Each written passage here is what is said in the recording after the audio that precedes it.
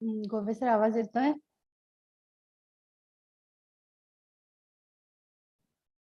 हा मॅडम येतोय तुमचा आवाज. क्लिअर आणि लाऊड आहे? हो.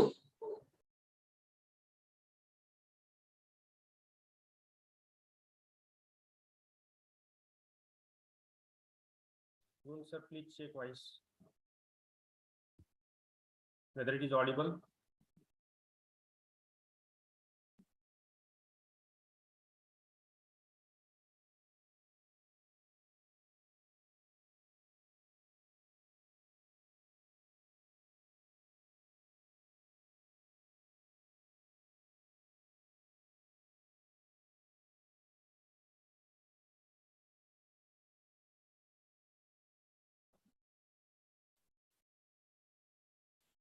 गुण सर आवाज येतोय माझा? हो सर येतोय.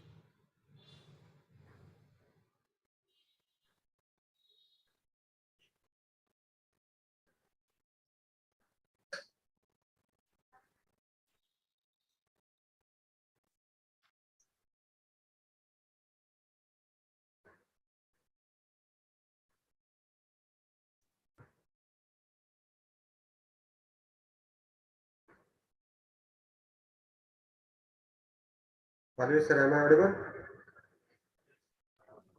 Yes, sir.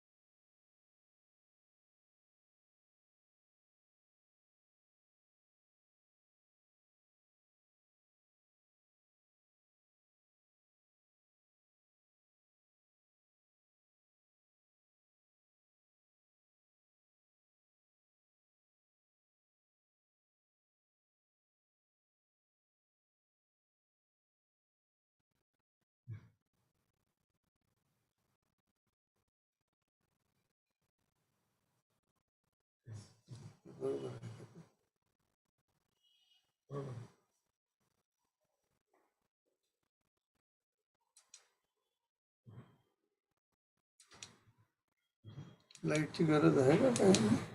थोडस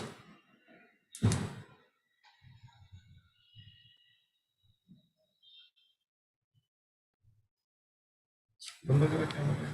लाईट बंद करू का? कॅमेरा कॅमेरा कॅमेरा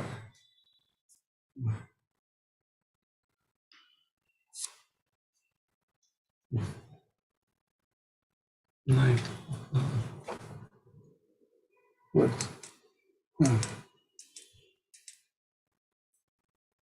हेच ठेवलं.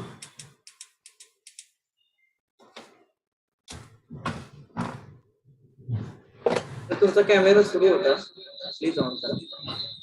थांबा, नका नका नका.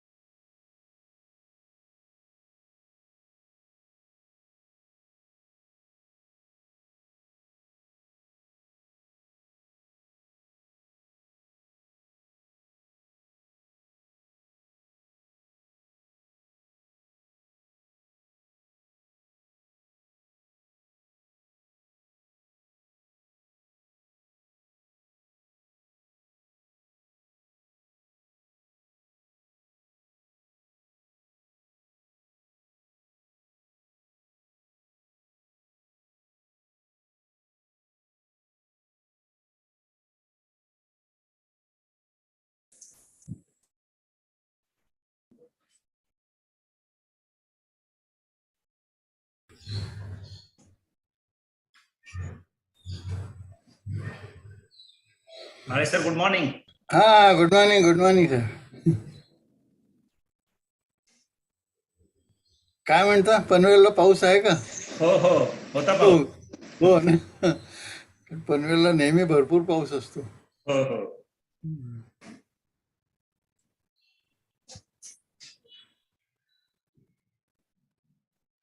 आपलं नॅक कधी झालं होतं सर? 2017. 17. या वर्षाखेर सबमिट करायला पाहिजे. हो हो प्रोसेस चालू आहे. हा SSR रायटिंगची प्रोसेस आमची सुरू झालेली आहे. बरं बरं.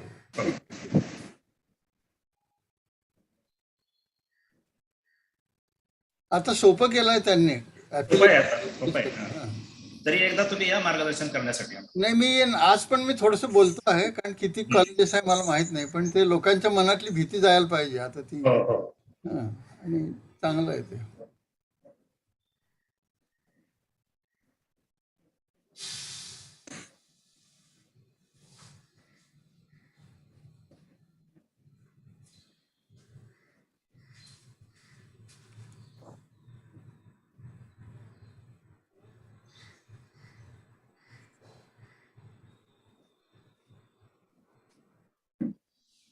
Good morning, sir.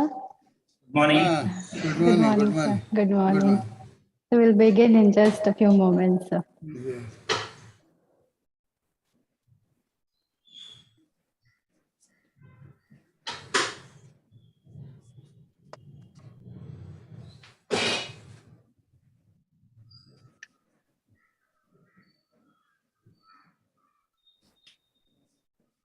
So it's almost 10:30. Shall we start? Yeah. Yeah, proceed. No problem. Okay. Okay. A very good morning and welcome to one and all. I, Dr. Leena Meshram, on behalf of Mahatma Phule AC College, like to welcome you all for this online national seminar on new education policy 2020, opportunities and challenges, organized by Internal Quality Assurance Cell of Mahatma Phule AC College, Panvel.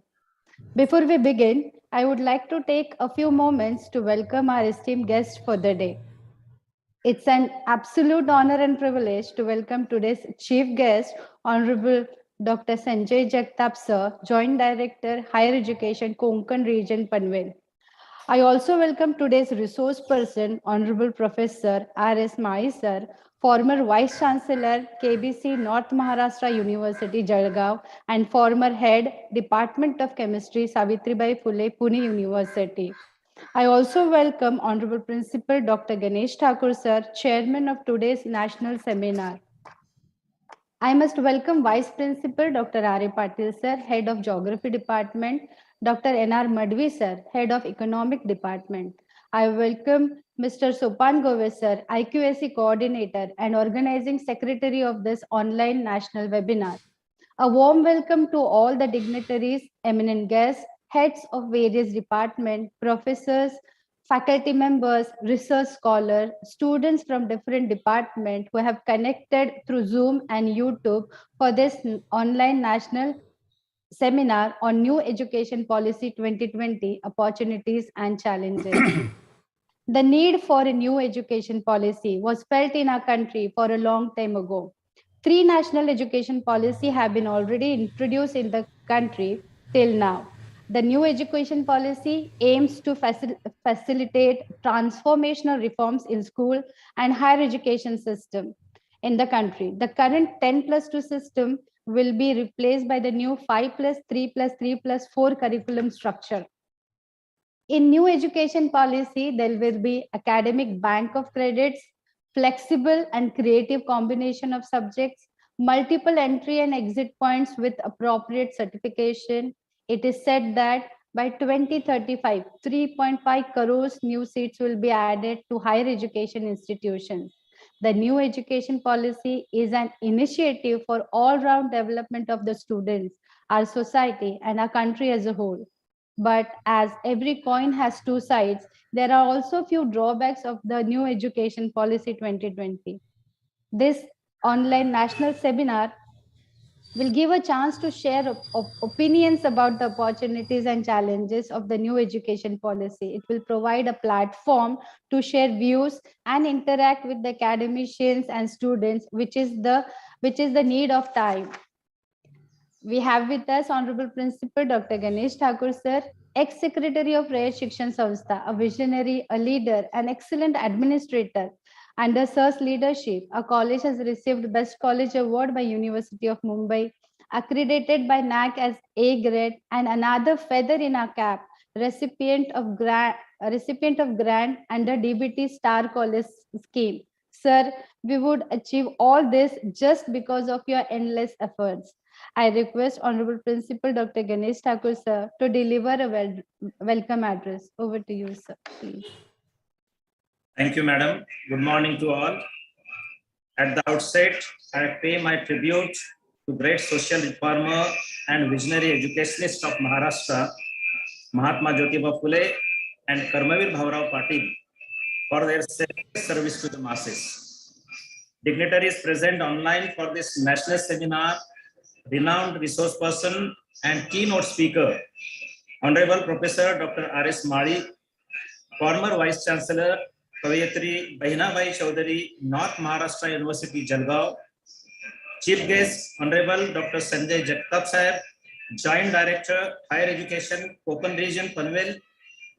Principals and directors of different institutes in India, Vice Principals of our college, Professor Dr. Naresh Madhvi, Dr. Rajaram Patil, Organizing Secretary of this seminar and Coordinator of Internal Quality Assurance Cell, Mr. Sopan Gove, Head of Departments, all the participants from different states of India, faculty members, research scholars, and their students. It is my esteemed pleasure to welcome you all on behalf of Mahatma Phule Arts, Science and Commerce College, Panvel, for this online national seminar organized by IQAC on the topic New Education Policy 2020, Opportunities and Challenges. Our college is affiliated to University of Mumbai and is run by Rayat Shikshan Sanstha, which is one of the largest educational institutes in Asia. Our parent institution basically works for overall development of lower strata of the society by providing quality education for their overall development. Our founder, Bhavarao Paigunda Patil, was honored with Padma Bhushan Award by central government and Doctor of Letters degree by Pune University for his outstanding contribution in the field of education. Our college was established in 1970 with a vision to provide education to all classes of the society. In true sense, we are marching ahead with the same principles to achieve the excellence in the field of higher education. Our quest for excellence is reflected through some of our outstanding achievements in the recent past.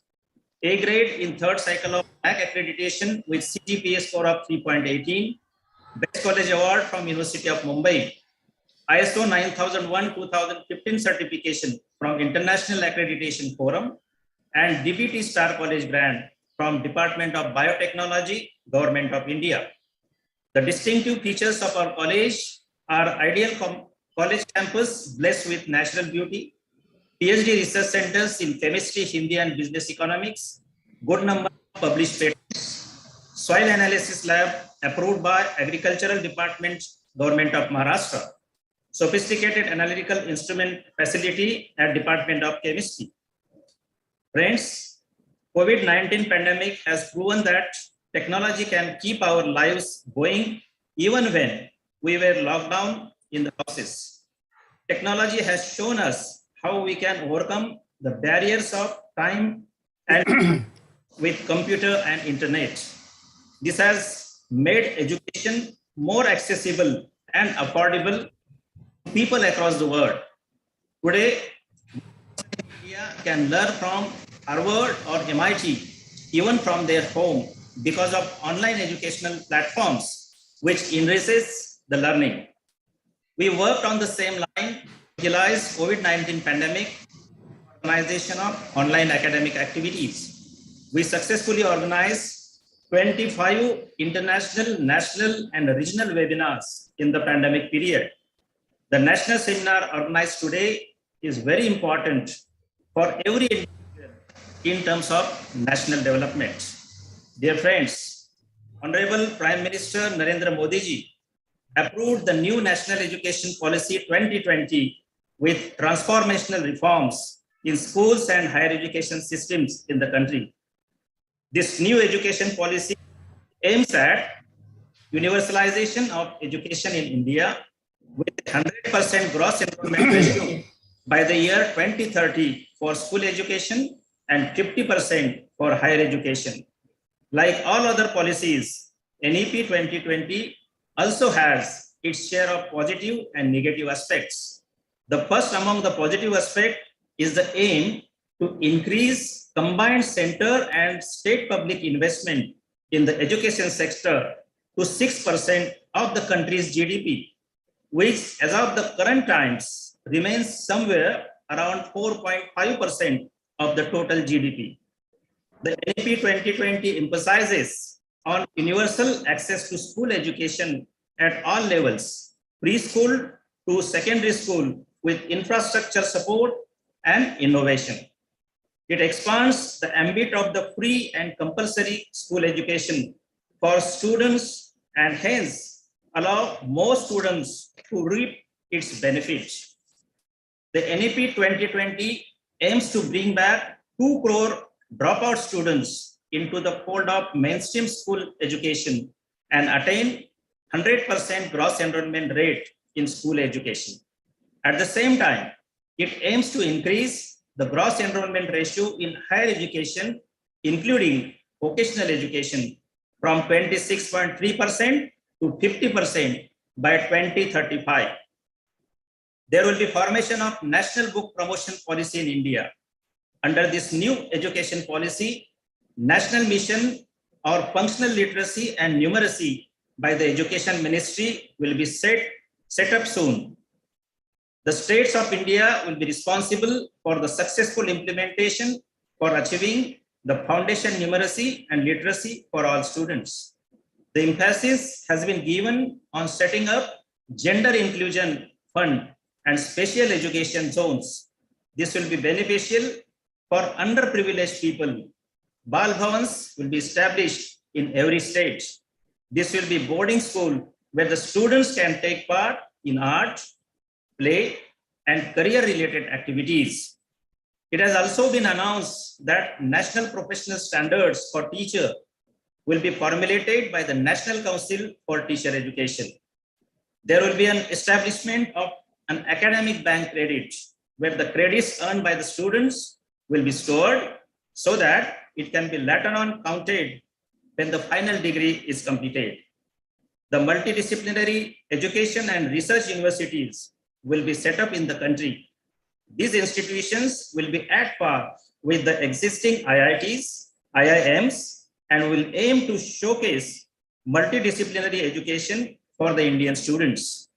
The college affiliation will be phased out and colleges will be granted autonomy. A 4-year B.Ed degree will be recognized as a minimal degree for teaching. Online education will be promoted so that students can prepare for the pandemic situation. The sharpest criticism against the NEP has been that it would lead to privatization of higher education, which is a denial of social justice. The language seems to be an important factor in the NEP 2020. India has a problem of disturbing student-teacher ratio. So introduction of mother language in academic institutions for each subject is a problem. This is simply because finding a competent teacher is a challenge at times.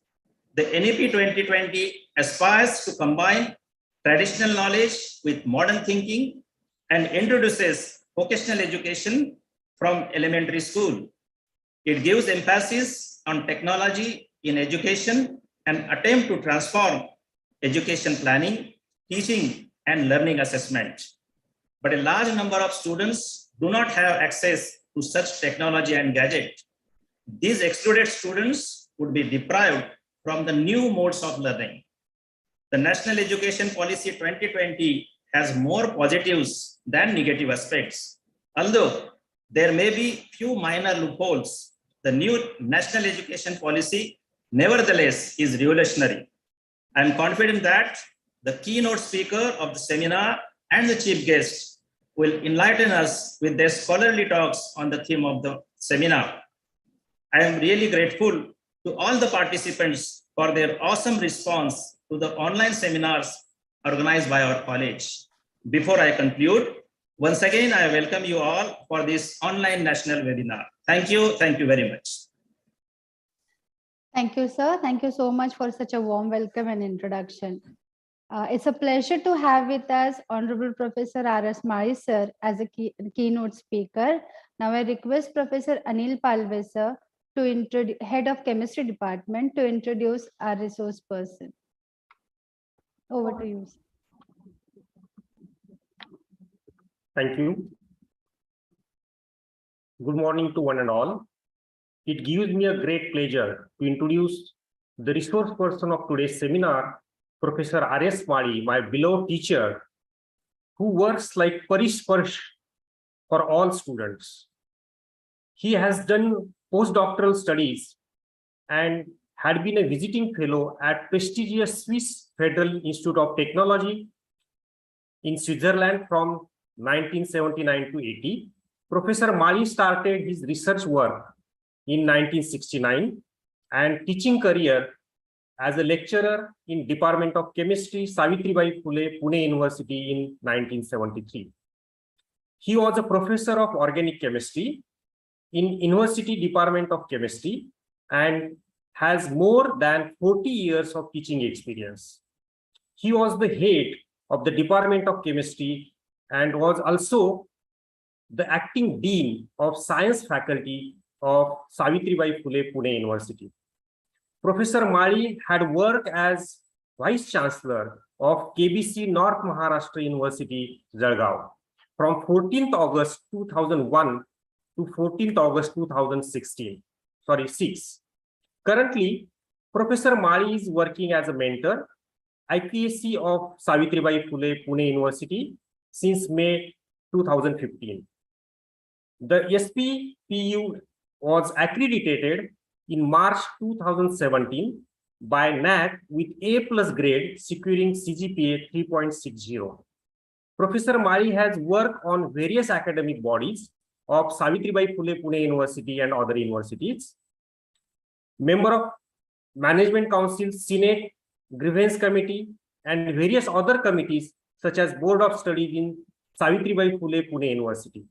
Member of Board of Studies and PhD Committee in several universities in Maharashtra and other states. Member of Executive Council of Professor Rajendra Singh University, Allahabad, UP. Professor Mari has many academic distinctions in his glory, like Fellow of Maharashtra Academy of Sciences, Life Member of Maharashtra Association for Cultivation of Sciences, Member of Royal Society of Chemistry, London. Professor Mari has made an excellent contribution to research in terms of more than 40 years of research experience, published over 130 papers in national and international journals. He has guided 30 students for PhD and MPhil and participated in more than 150 national and international seminars, workshops, symposia, and refresher courses. As a chairman of the NAC peer team, and his team members have assessed and accredited more than 70 colleges and universities all over India. The government of Maharashtra has been nominated Professor R.S. Mari as a chairman of committee constituted for preparing the first statute and ordinance of private university in 2016.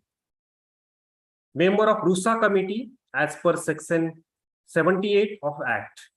Professor Mari has prestigious awards in his credit, such as Best Teacher Award of Pune Municipal in 1996, Principal V.K. Jog Award of SPPU in February 97, Dr. R.C. Shah Memorial Award of Mumbai University in 2005, Namdar Gopal Krishna Gokhale Maharashtra Award 2017 of Maharashtra Council of Education Administration and Management Pune, Lifetime Achievement Award of Savitribai Phule Pune University on 10th February 2021 on the occasion of 72 Foundation Day of his contribution to higher education and administration.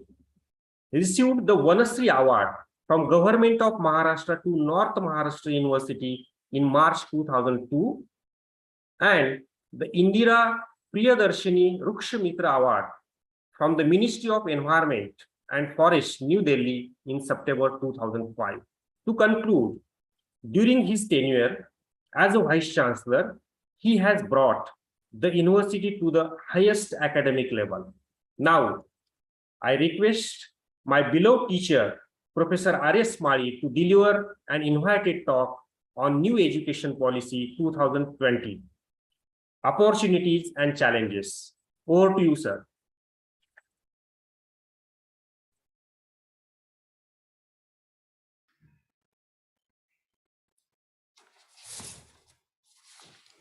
Hello, good morning, everybody. Yeah, I am audible? Yes, sir, you are audible. Okay. Yes, sir. Yes, sir. Yes, yes. Yeah. Dr. Ganesh Thakur, Principal of Red Shikshan Sanstha, Mahatma Phule Art, Science and Commerce College, Panvel. Dr. Sanjay Jagtap, Joint Director, Higher Education, Konkan Region, who is the chief guest for today's function. Dr. Anil Palve, Professor and Head of the Department of Chemistry, and all other vice principals who have joined this online seminar, and the other students and teachers who are participating in this very important seminar, webinar, we call it.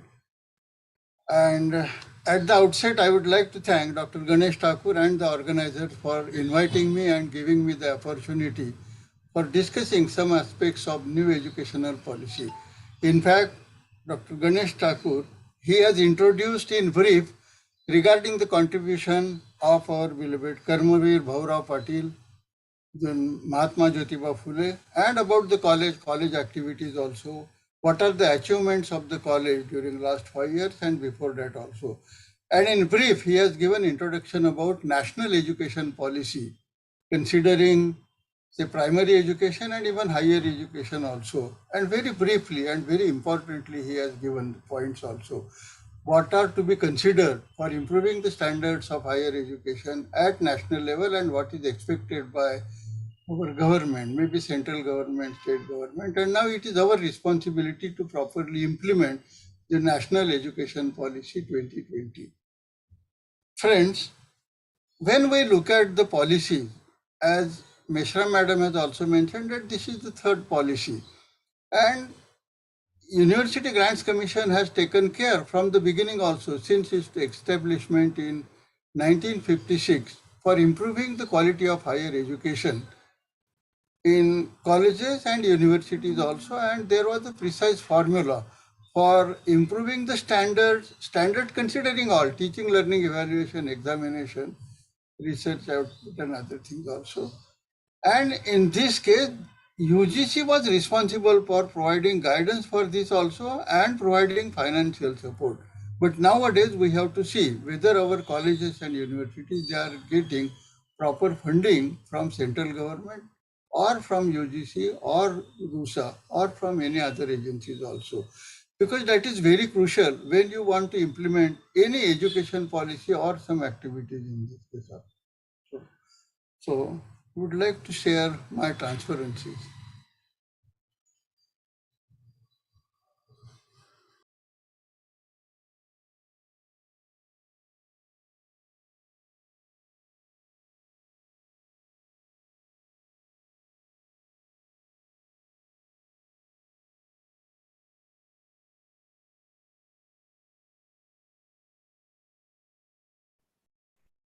Sir, please unmute yourself.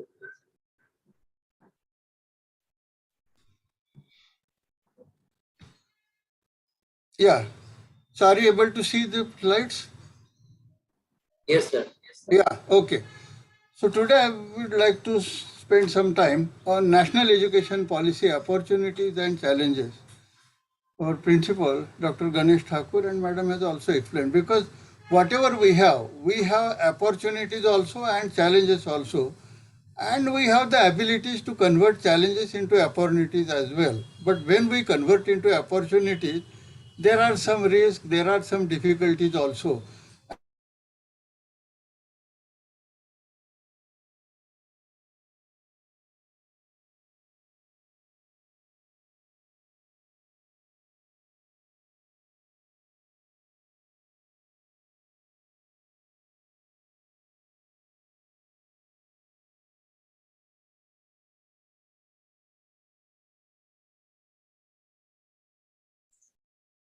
Sir, change the slide.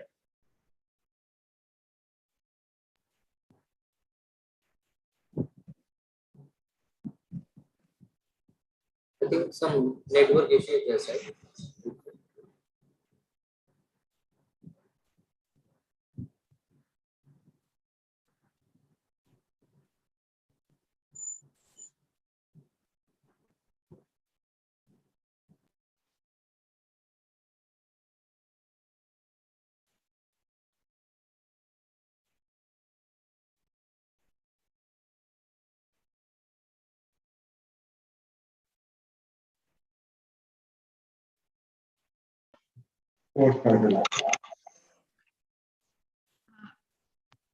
I think there's some technical glitch from Marisa's side.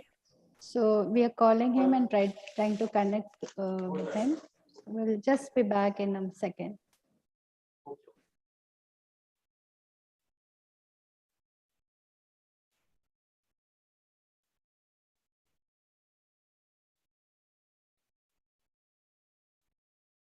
Seems to be network issue.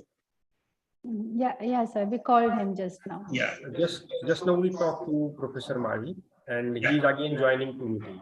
Yeah, okay.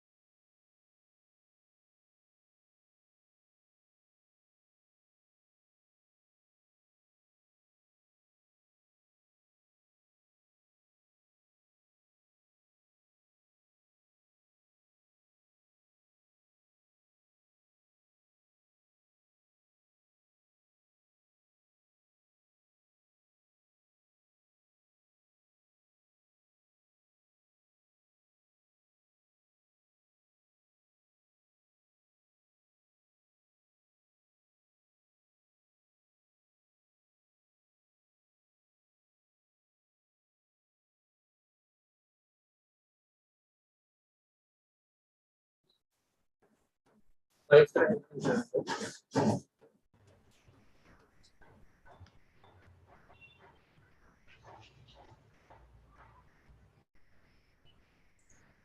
Yes, sir, I joined. Huh.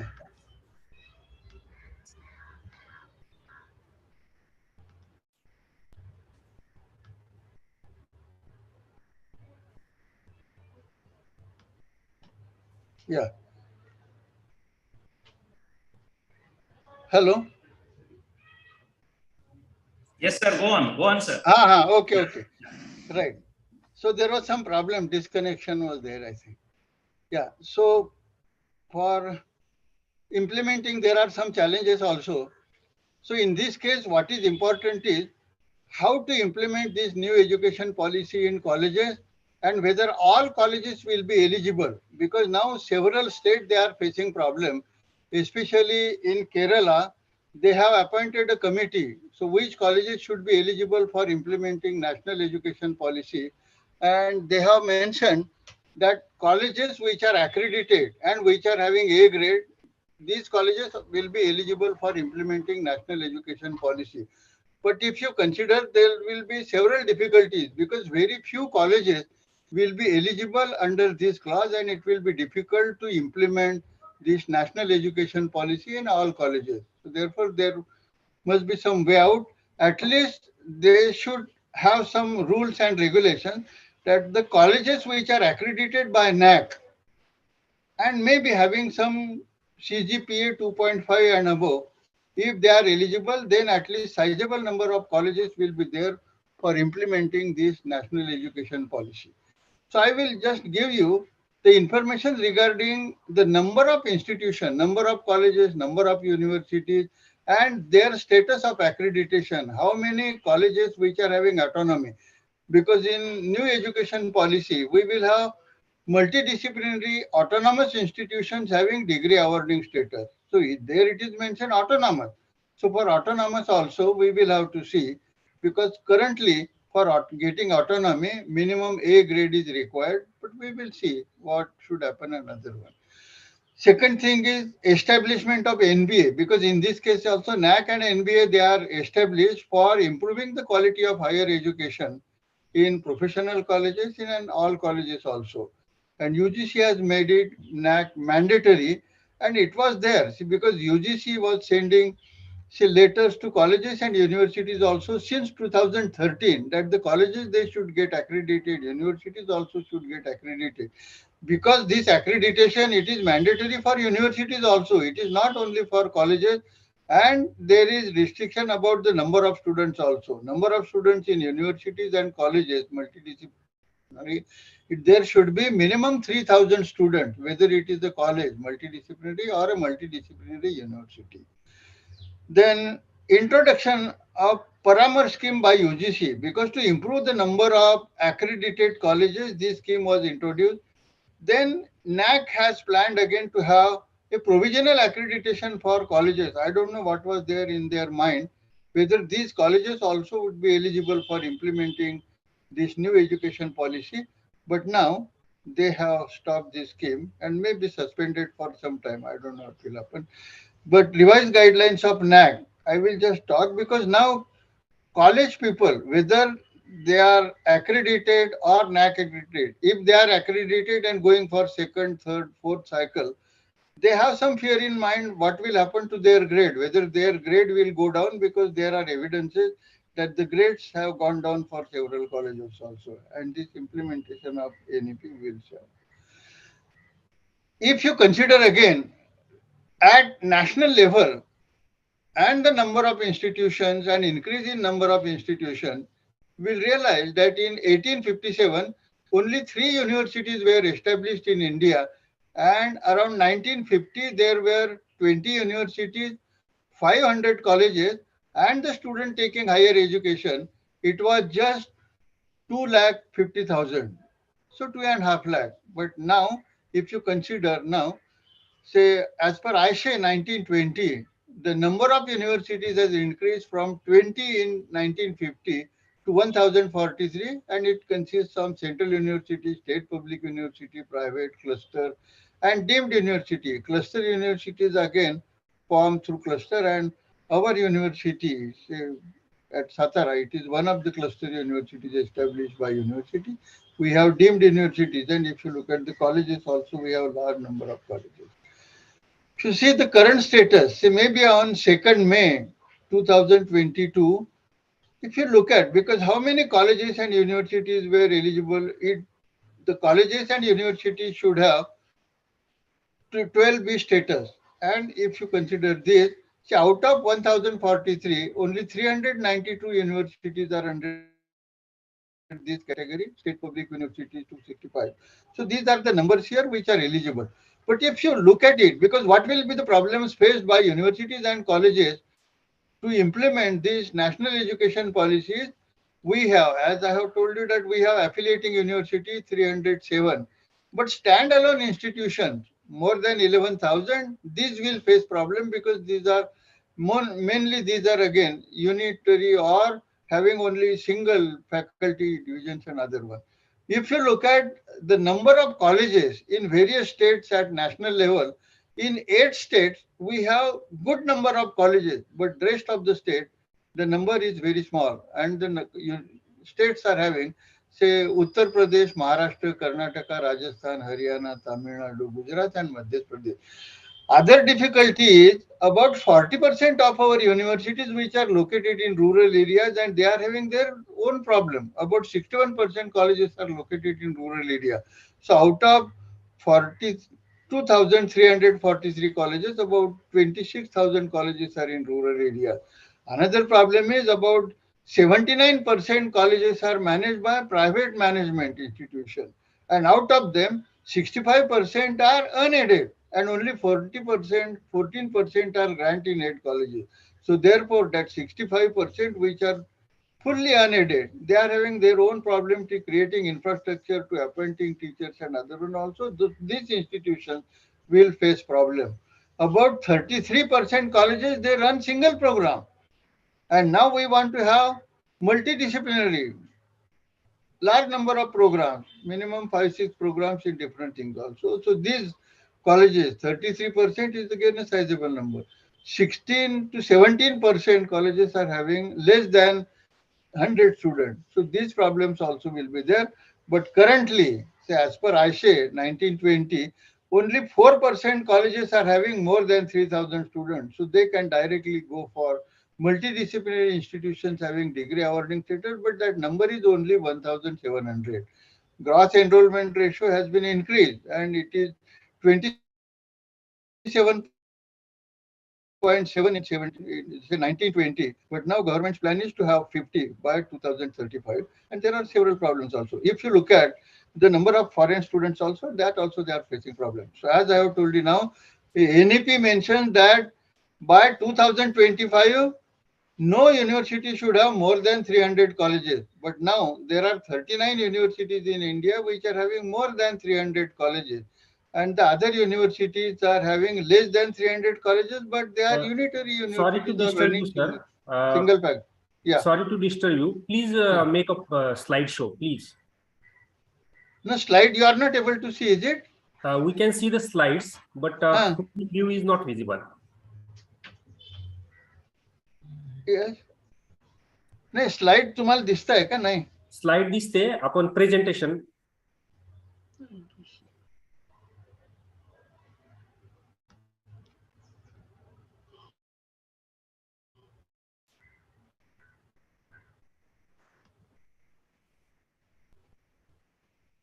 Sir फक्त slide show करायचं आहे, slide दिसते.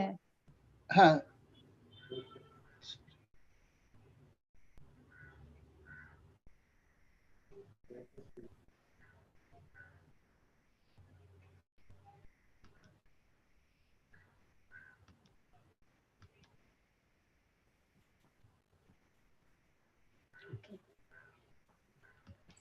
Make it slideshow now.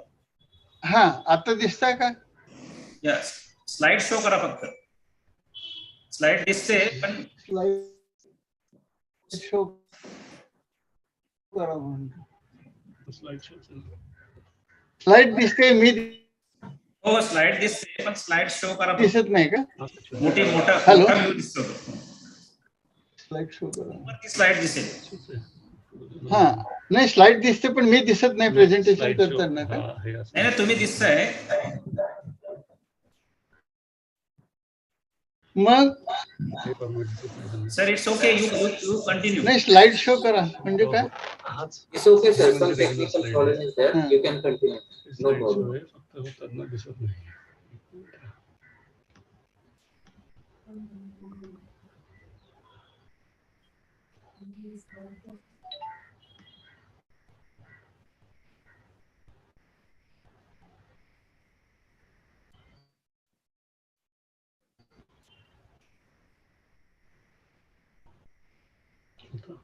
Sir, please. Okay. Now it's okay. Okay. Bar. Okay. Yeah. So we have seen. So universities also will face problem. It is not only colleges will face problem, but there will be these things also. Secondly, as Mishra Madam has also mentioned and principal also mentioned that initiatives were taken by central government since the establishment of University Grants Commission, because the first commission, Radhakrishnan Commission, was appointed. But as I have told you now, the responsibility of University Grants Commission was to improve the quality of higher education also and provide fundings also. But now if you see, the UGC has reduced the funding, and I have given the data for last 5 years. In 16-17, the UGC has provided funds for projects to teachers also and at institutional level. And 16-17, the amount spent by UGC was 107 crores. In 17-18, it was reduced to 23.6. In 18-19, 11.5, 19-20, 3.3, and now there is no provision for this. So if there is no provision for research activities, then it will be difficult for colleges and universities to run research in their institutions also.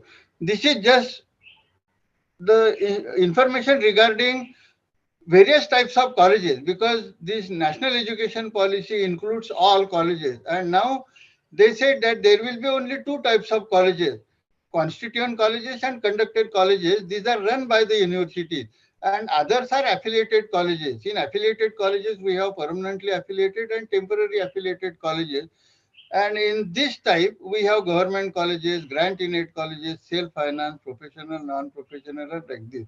And I have given you the information because for getting grant, this is not necessary. So which institutions are eligible? That also, because we require 12B status for universities and colleges. And then for improving the standard of higher education, assessment and ranking of institutions, there are various institutions which have this.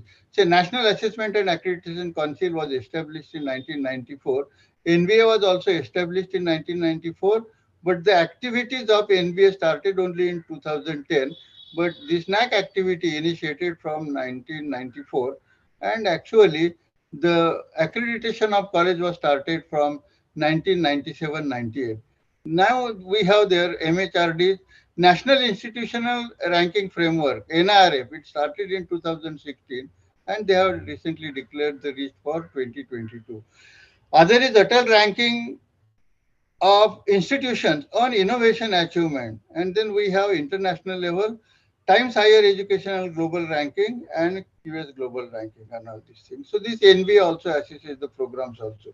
If you look at performance of this NAC also, which was, say now the universities, as I have told you that there are 1043 universities, but out of them 379 and currently say 401 universities have been accredited. Out of these autonomous colleges, we have 871 and 122 are re-accredited by NAC.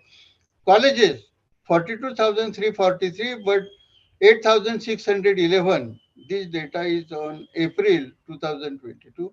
So only these 8,000 or maybe 9,000 colleges have been accredited, but the number should increase and then we will have it. If you see, as I have told you that there are different methods and parameters for preparing SSR, self-study report, and NAC accreditation framework. So before 2017, there were different set of parameters, and under that category, universities, about 58% universities were getting A grade, but in case of colleges, 21% colleges were getting A grade. But when the new guidelines were implemented in July 2017, it has gone down.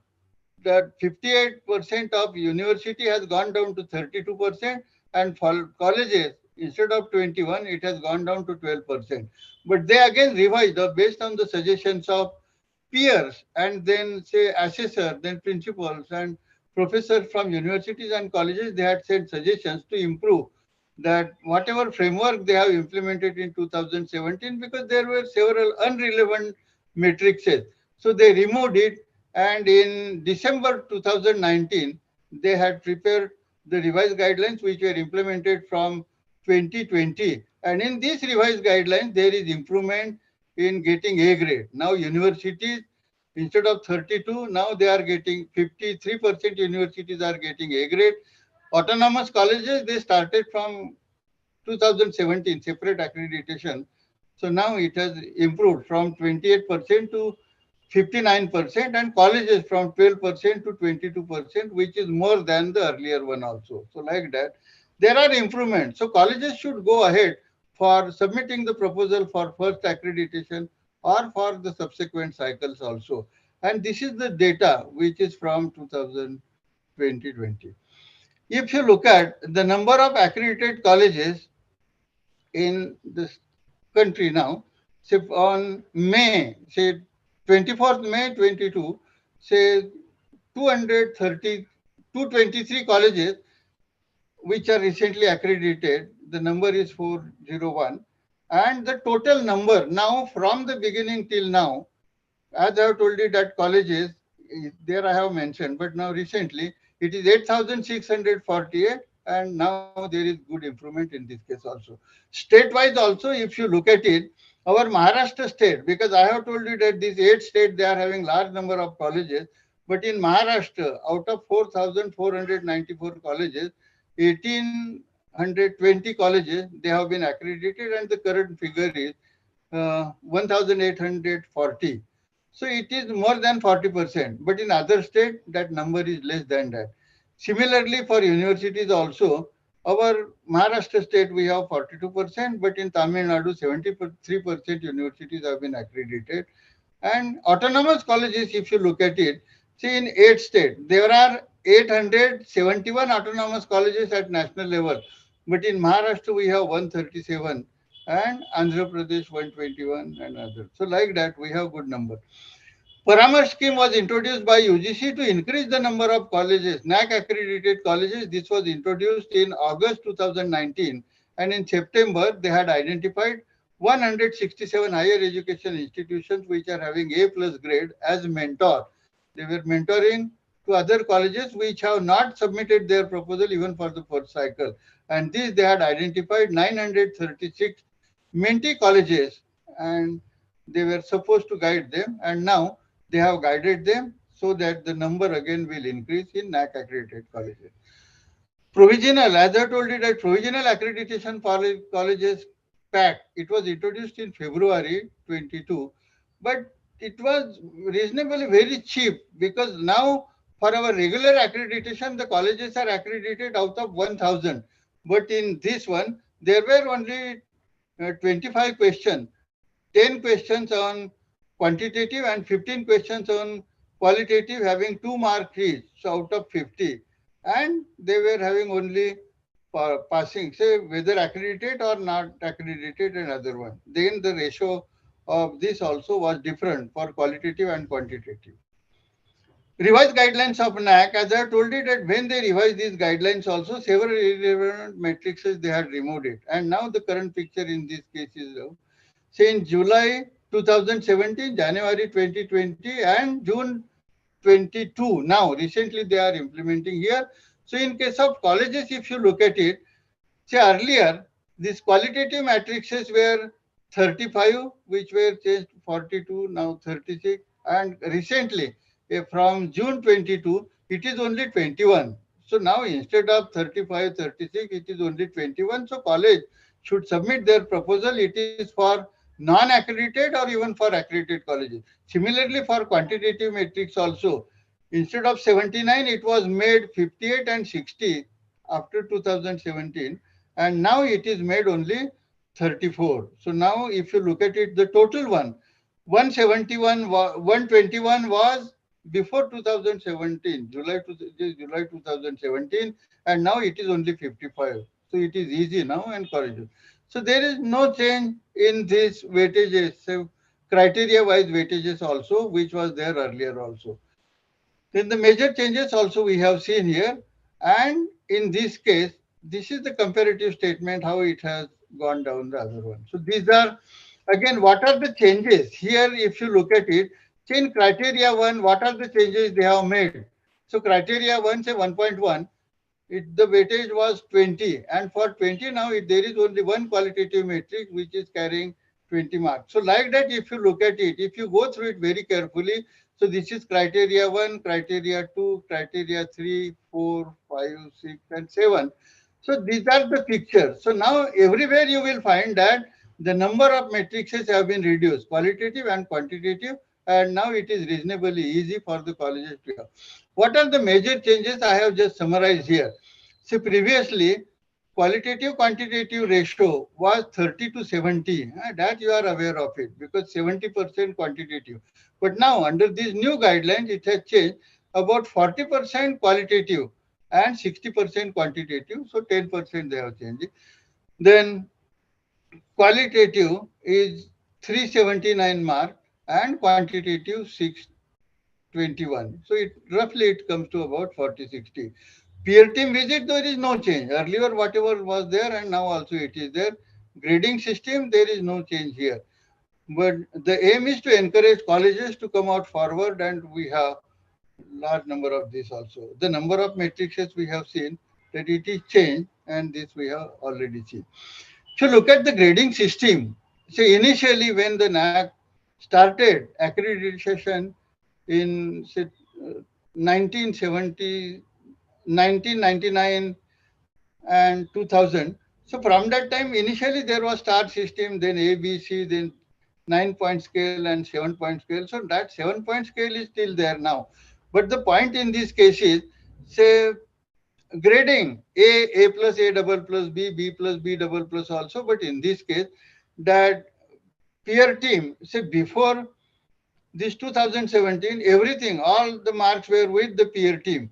But now after this quantitative and other one, now quantitative, different system has been used by NAC. Say quantitative data is validated by some agency which is authorized by NAC. So that agency validates the data, and on the basis of data, they give the marking. Student satisfaction survey, again, based on the responses from the student, the grade is given, and only 30% was there, and now in new guidelines, it is 40%. So that 30 to 40% is only with this NAC peer team. And for this qualitative data, as we have seen earlier, say before June 2022, there were 35 questions, and now there are 21 questions. So only 21 and that earlier 35 questions. NAC peer team, when they used to visit colleges, for these matrices, they were giving 1, 2, 3, 4 or 0 based on the performance of the college, and they used to send the report to NAC, and all the three reports, just NAC computer section was combining it, and there was no modification. Whatever CGPA comes after that calculation, that was declared by NAC as the CGPA and the grade. And in this case, what was happening is there were some colleges which are having, say, 2.98 or 2.99, and few colleges they have got 3.00, but the grade is B double plus. But in earlier, when the peer team was assessing the whole out of 1,000, when such situation was there, some colleges was getting say 2.98 or 98, 99. The peer team was considerate. They were looking into the qualitative. They were considering the facilities available in the colleges also, and they were trying to improve it. They were not retaining at 2.99, but they were trying to improve it to 3.01 so that the colleges they were getting A grade.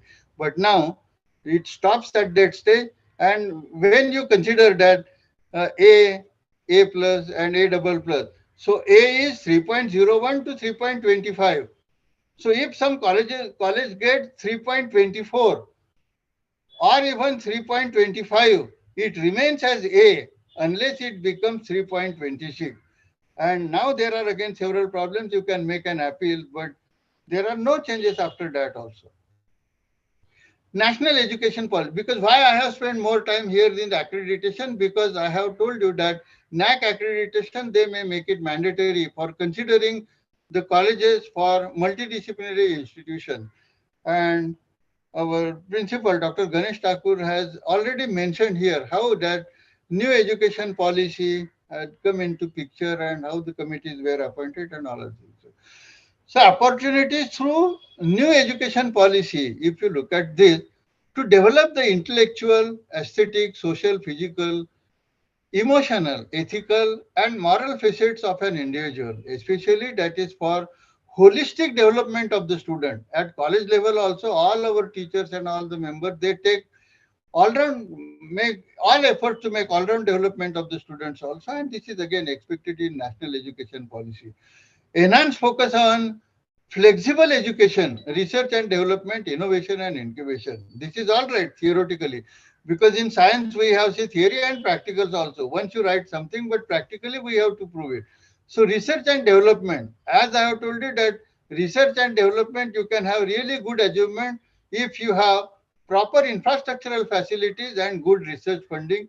Then only we can have research, especially in science faculties, but for others also we need some support for creating a research atmosphere in colleges, or encouraging our teachers also for providing this one or taking interest in this.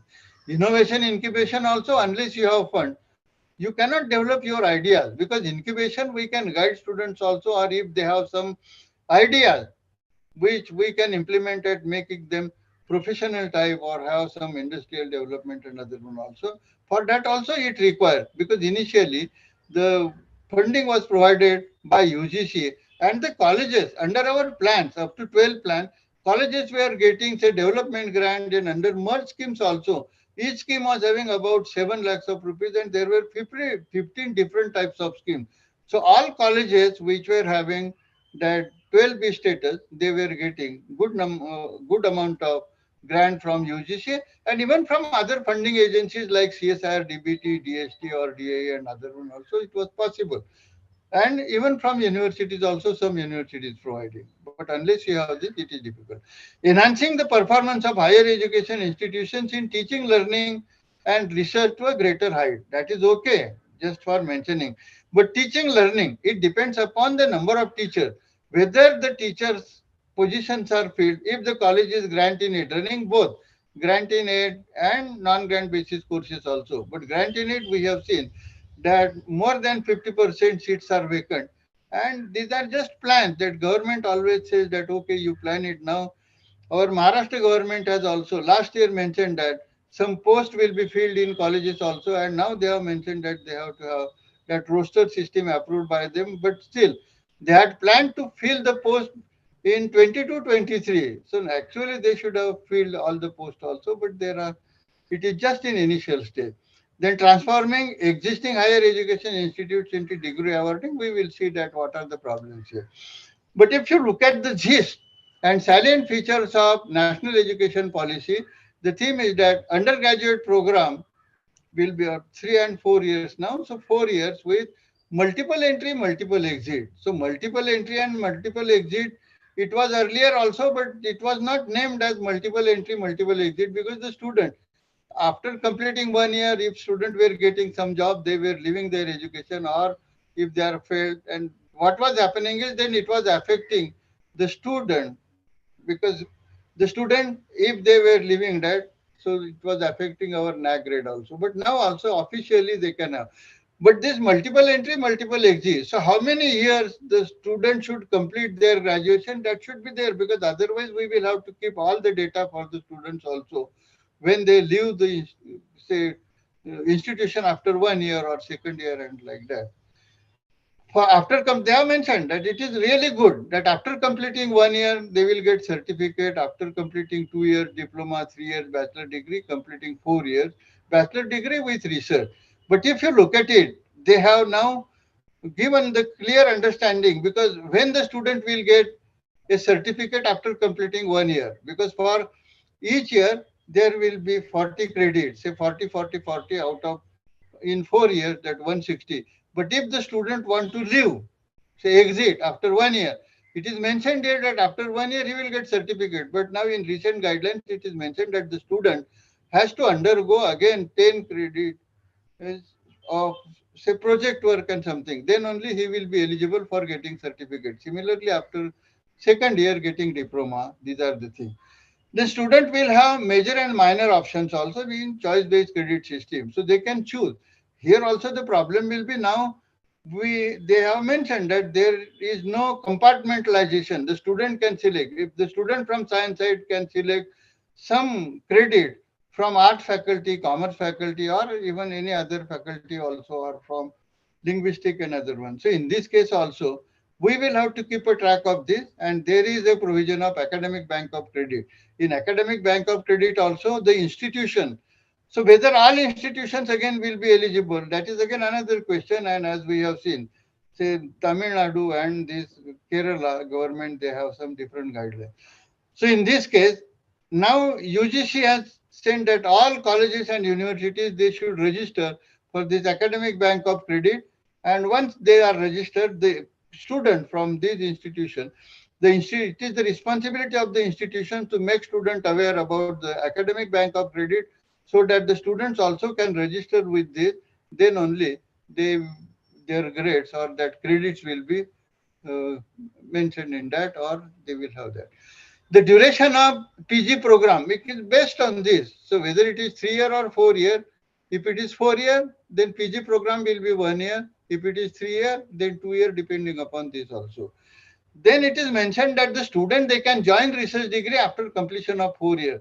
But now they have specified all students will not be eligible for joining research, but the student who get a minimum 7.5 out of 10, then only they will be eligible for joining degree. The other student, they have to join their PG, and then only they will become eligible for the other one. Credit system will be implemented from undergraduate level, and MPhil degree will be abolished, and that will be removed.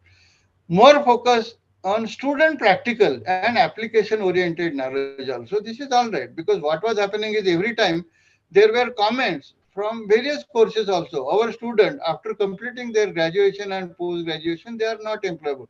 Even for engineering colleges also, they were mentioning that they are not having say complete understanding of the subject, especially the practical knowledge. And they were mentioning the civil engineer, they are not aware of, say, how many bricks are required for completing one brass work and other ones, so like that. So therefore, practical knowledge is necessary in all facts of life. So whether it is, say, science subject, or if it is in commerce. In commerce also there are practical knowledges, it is necessary for this. It is mentioned that 2 year B.Ed course will be discontinued, and a separate 4 year degree course will be introduced. And by 2030, minimum qualification for teachers in school will be a 4 year B.Ed degree.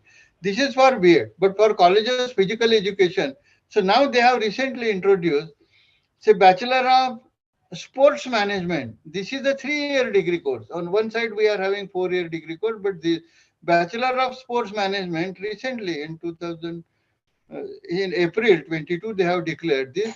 And again, sportsman, Bachelor and Masters also, Sports Management, Bachelor of Sports Science. These are again 3 year degree course, and the other one we will continue it with.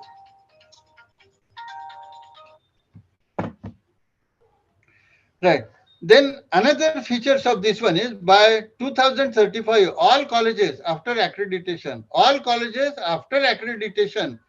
will become multidisciplinary institutions having autonomy and degree awarding status. So now we have to plan the state. Our state government has, say, constituted two different committees, one for implementation, one for preparing the syllabus curriculum for 4 year degree course, and other one also, but this is again in preliminary stage. Then cluster of higher education institution to get multidisciplinary institution. That also I have told you that there are large number of colleges which are having less than 100 students or single faculty colleges. So these will be the real difficulties for them. Affiliating system will be abolished, and graded autonomy will be provided to colleges through transparent system. They have mentioned here graded autonomy because now currently I have told you that getting autonomy, it is minimum A grade 3.01, but in graded, I don't know, they may bring down to 2.5 or 2.51, so that it will be B plus grade, so that most of the colleges they will become. So by 2025, no university will have more than 300 affiliated colleges. This is all right. But whether there are any plans of any government at all India level that no colleges, if they, and because I have mentioned that 40 colleges, they are having more than 300 colleges, 40 universities. So there, the state should take some measure that this university should be bifurcated or trifurcated depending upon the number of colleges, because there are several universities which are having more than 1,000 colleges, especially in North, and we have here. So this one, and by 2040, all higher education institution will become multidisciplinary institution. Salient feature, because what about curriculum? Because we have mentioned that unless the curriculum, first thing is that degree, 4-year degree, it should come in UGC section 22(3). In that 22, because unless the degree is there, then it is not possible for any university or the institution, autonomous colleges, to implement that degree. And regarding curriculum, we have to frame the curriculum. Now, in the recent guidelines of UGC, they have mentioned for that 4-year degree course, the first 3 semesters will be common. So we have to frame syllabus for the first 3 semesters, and whether there will be any specialization. If there is specialization, how many semesters should be there for that specialized course, and how many other subjects should be there for the other course also. That also should be specified. And as we have seen that they have given more focus on critical thinking, discovery, discussion, and teaching based analysis and holistic development, means all round development students should be aware of, and focus on e-learning to reduce the dependence on textbook, because once you have e-learning we can get the ready-made material from internet, so that even if the textbooks are not available, once you subscribe some syllabus and give this we can have. Another thing, it is mentioned that to increase the budget 6% of GGC, and but currently now it is 1.7%. But if you look at our budget 22-23, there is no provision. Again, it is less than 2%. So like that, on one side something is said, but it is not properly implemented. They aim to achieve 100% youth and adult literacy. That also it is one of them. Types of higher educational institutions here, it is mentioned that there will be 2 types of universities: teaching intensive university and research intensive university. But there they should frame, because how to classify these universities, which university should be considered as teaching university and research university. So in this is also guidelines, because we have 1043 universities in India. Their constituent college, what will happen? Then degree awarding multidisciplinary autonomous colleges having more than 3,000 students, that we have seen, and the problems also we have. Separate institutional development, because once you identify this, there should be some plan, because now they say that the institution, colleges, and even universities, they should prepare their development plan. And we prepare it as per our Maharashtra Public Universities, as also we prepare our 5-year plan. So separate institutional development plan. So for these universities also, once you classify it as research intensive university and teaching intensive, there should be separate plan. If it is a research intensive university, they should focus only on faculty research, industry collaboration, research project, and research output, which is at national and even at international level, it should be very sound. Then only our institutions, which will be reflected in international level standard. It is necessary to have a roadmap for transforming all these institutions, because no guidelines are not clear for colleges also, and how to have it. As I told you that insufficient provision in budget for proper implementation of NEP, teaching, training, and adult education. This was budget head in our budget. In 21-22, the provision was 250 crore, but in 22-23, it is reduced to 127. Similarly, for education budget, less provision is made as compared to the earlier years also. NEP mentioned that 6% GDP, but in 22-23 budget, it is again less than 2%. So therefore, planning is one thing, and actual implementation, it is difficult and it is different than the other one. So unless provision is made, it will be difficult for colleges and universities, whether the colleges are multidisciplinary or other ones still. So push in digital education, but provision for PM e-Vidya scheme in 21-22, it was 646 crore, but in 22-23, it is just 421. Similarly, learning loss in last 2 years, we have seen that because of pandemic, there is loss in teaching, learning, evaluation system, colleges face problem, universities face problem. But there is no provision made in budget so that there will be improvement possible for colleges and universities also. So no provision. Our principal mentioned that one Meru should be established in each district. That was their plan, or a model college. And now in India, we have 748 districts. So if they plan to establish Meru, maybe 50 Meru each year, still it will take 15 years. But there is no planning in budget and other one also. But only thing is they are trying to implement NEP 2020, only introduction of new 4-year degree course or introduction of these value-added programs and other one also and like that. So therefore, for proper implementation, provision should be made for this also. There is sufficient provision for central universities and institutes of national importance in our country. So I will give some evidences for this. Implementation of NEP 2020 from academic year 22, it is planned. So therefore now academic year 2023 we have started or now we will start.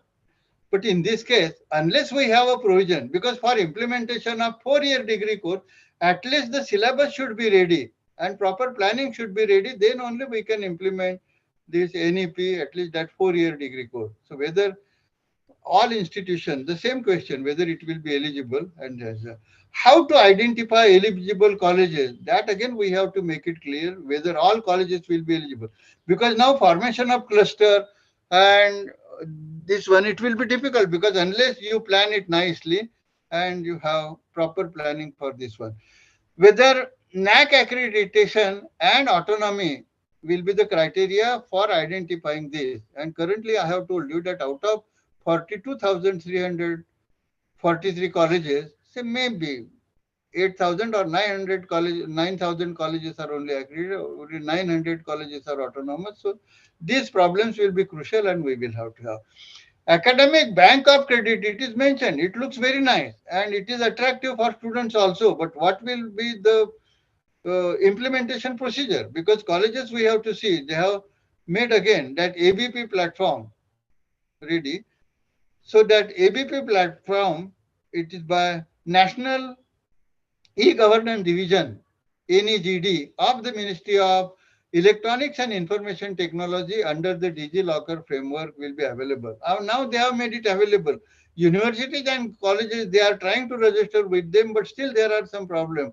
Very few universities and colleges, they have registered for this ABCD platform. And now large number of colleges and universities, they have to register. Because unless they register and it is made known to the student, it will be difficult for this also. Students have to open their academic account to get on board and eligibility for this. And what will happen is, because unless the college and the university comes under this, unless they register it, the student cannot transform their credit from one institution to another institution or one university to another university. So therefore, this will depend upon how large number of universities and colleges they register for this and they will have. So ABC will be digitally stored and so in this case also, for how many years it will be stored? Whether the student has to complete their graduation in 8 years or 10 years, otherwise it will be difficult for colleges and universities to retain their register and all information with them. Another thing is creation of multidisciplinary higher education institution. In this case, to convert single stream colleges and universities into multidisciplinary autonomous degree awarding colleges and universities having 3,000 students. Because that single faculty universities, there are large number of single faculty universities. So they have to have introduce new subjects and then for universities it is possible. For colleges, if some colleges they want to come under multidisciplinary, unless it is say autonomous college, it is not easy for other colleges to introduce new courses because the colleges they have to submit proposal to university for introducing new course. It has to be passed by academic council of the university and then only they can introduce new courses. So they have to pass all these hurdles. In formation of cluster also, there will be different challenges. I will explain to that. Then strengthening infrastructural facilities for education and research activities again. How to strengthen these activities what will be the requirement of funds also, and how to generate the fund, and the challenges I will talk on this cluster formation. Challenges in consolidation. This is what I want, and these problems I have mentioned to you, that single faculty and colleges. So now, even if you plan merger of two institutions, two colleges, and now what we have is colleges. I have told you that about 78% colleges are run by private management. So in this case, the management, say merger of institution under the same management. For example, our RAYAT, in RAYAT system, there is no problem because we can have 2-3 colleges, we can form a cluster, and we can say include 2-3 colleges depending upon whether the colleges they are accredited or they are eligible for accreditation, and we'll have. But what will happen is a managing trust, because if it is from the managing trust, in this case, in the same management, what is the procedure? The managing trust or the society has to submit the proposal as per the rules of state government and affiliating university. So here the rules should be framed by state government and affiliating university, how to accept the proposal and how to have. Because in this case it is mentioned that this affiliating system will be abolished by 2035. So till that time the whole system will continue, because here these institutions they will have to submit proposal for formation of multidisciplinary institution to the university. So university will consider their proposal, and till that time all the colleges again will be still affiliated with the university. Under multidisciplinary institutions also, the certificate will be awarded by university. Still the university disaffiliate them. So maybe by 2035, all multidisciplinary institutions will be disaffiliated from university, and then only they will be eligible for awarding their degrees. Or if some colleges, as I mentioned to you, that about 1700 colleges, they are having more than 3000 students and they are multidisciplinary. They can directly submit the proposal, but now government has to frame the rules and regulations, and affiliating university should act on this. But if it is merger of institutions run by different management, there will be different. For example, in one city, there are large number of colleges, but which are run by different institutions. So if one management is having only one college, another management is having 2-3 colleges, and if the colleges they want to form a cluster, say college, one management having one college, another management having two colleges, third management having three colleges. So these three management, if they want to form a cluster, then there will be issues. For example, one management which is running one college, and the college is NAC accredited and having say maybe A grade, A plus grade, like that, and the other colleges they are not accredited, or they are not eligible even for accreditation if they are having low standard. Why the other management they will accept that college? So there will be several problems. So therefore we will have. But what will be the procedure for them is, again, they will have to come under one umbrella. Private institution desirous of merging with the institutions of another registered society or trust may apply with the approval of the university to the society trust first, and the society will form again a combined trust, and then only they can submit a proposal for multidisciplinary institution. There is another provision, National Higher Education Qualification Framework, for proper implementation of NEP, because there is a need to develop nationally accepted and internationally compatible acceptable qualification framework for higher education, because it should, because our institution multidisciplinary, they should have some good standard, acceptable standard, then only their degrees will be accepted at international level also. So in this case UGC has mentioned that they are not interested in curriculum development. They have given freedom to states and universities also to frame their curriculum and other one. All higher education institutions need to provide quality education. This is all right, as I mentioned. But this one I have made introduction in brief. Introduction of 4-year UG program with multiple entry and multiple exit, 40 credit at each year. 120 for 3 years and 160 for 4-year degree course. Certificate after completion of 40 credits, I have mentioned, it is not only 40 credits, but student has to complete some project work, then only you will be eligible. Research and others. So here we have to see that research intensive teaching intensity also should have more than 3,000 students. That also they will have to face problem. There will be only one type of university is mentioned and no more deemed private and open and unitary universities also. Standalone institutions we have mentioned that more than 11,000 we have here. These also will have to convert into this, and the standalone universities also have to implement and other one also. Institutional architecture, so how it will have after implementation of any, just the summary. All higher education institutions will be transferred into large number of multidisciplinary universities and colleges or higher education clusters or knowledge hub. Having more than this also, we have discussed again 4%. University, what will be the definition of university? University will mean a multidisciplinary institution of higher learning that offers UG and PG programs with high quality teaching, research and community engagement. Means our multidisciplinary institutions as we are planning, they will be considered as university. So the definition of university will allow the spectrum of institutions which range from research intensive university, teaching intensive university and autonomous degree awarding colleges having multidisciplinary status. This one. But what will be the precautions the multidisciplinary institutions they will have to have? The general guidelines they have framed for this.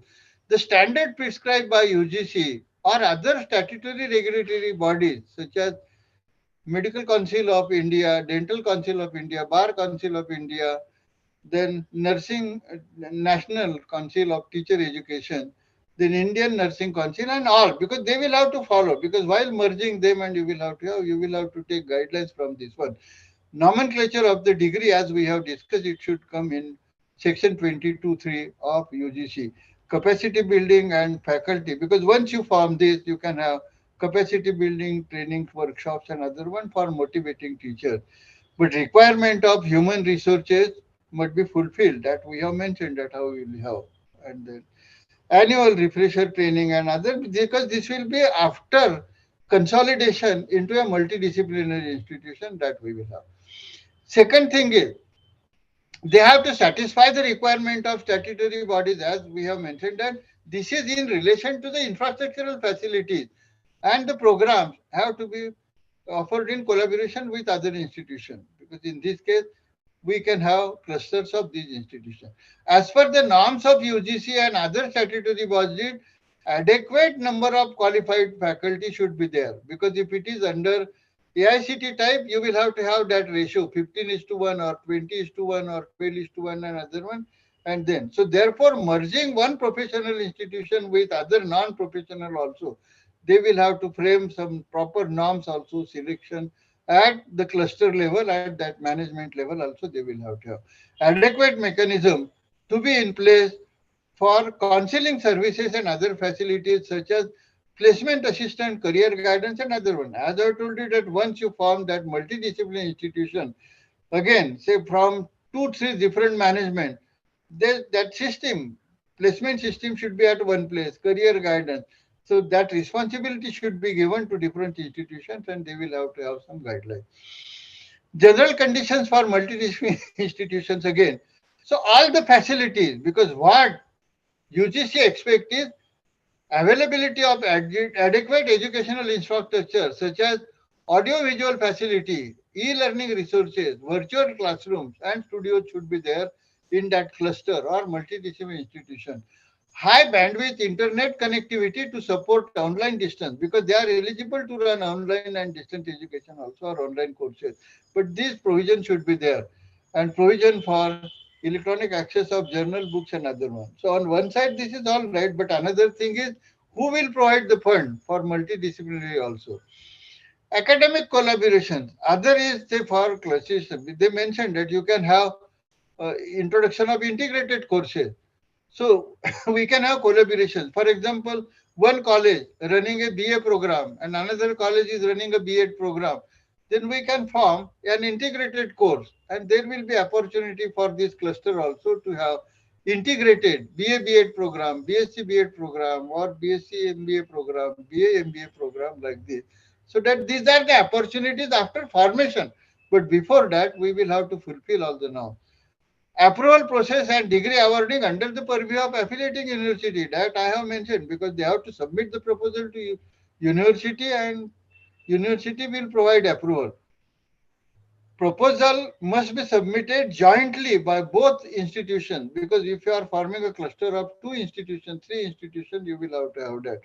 And program need to be approved by academic council of the university. You have to look at this, because even if you are multidisciplinary institution, whatever program you from, that your program should be approved by the university. So still, even if we are mentioning that not affiliated, affiliation that will be after 2035. But till that time, you will have to form all these things also, and to have the development or the plans or proper implementation of these courses, programs in multidisciplinary institution, there must be a facility or provision for memorandum of association or memorandum of understanding between different institutions run by different managements and other ones will have.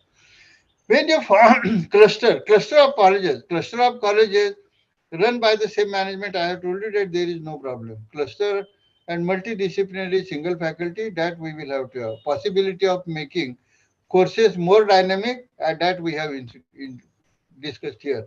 Colleges must run a charitable trust, because who will come? These are the guidelines for this one also, and we will have to have.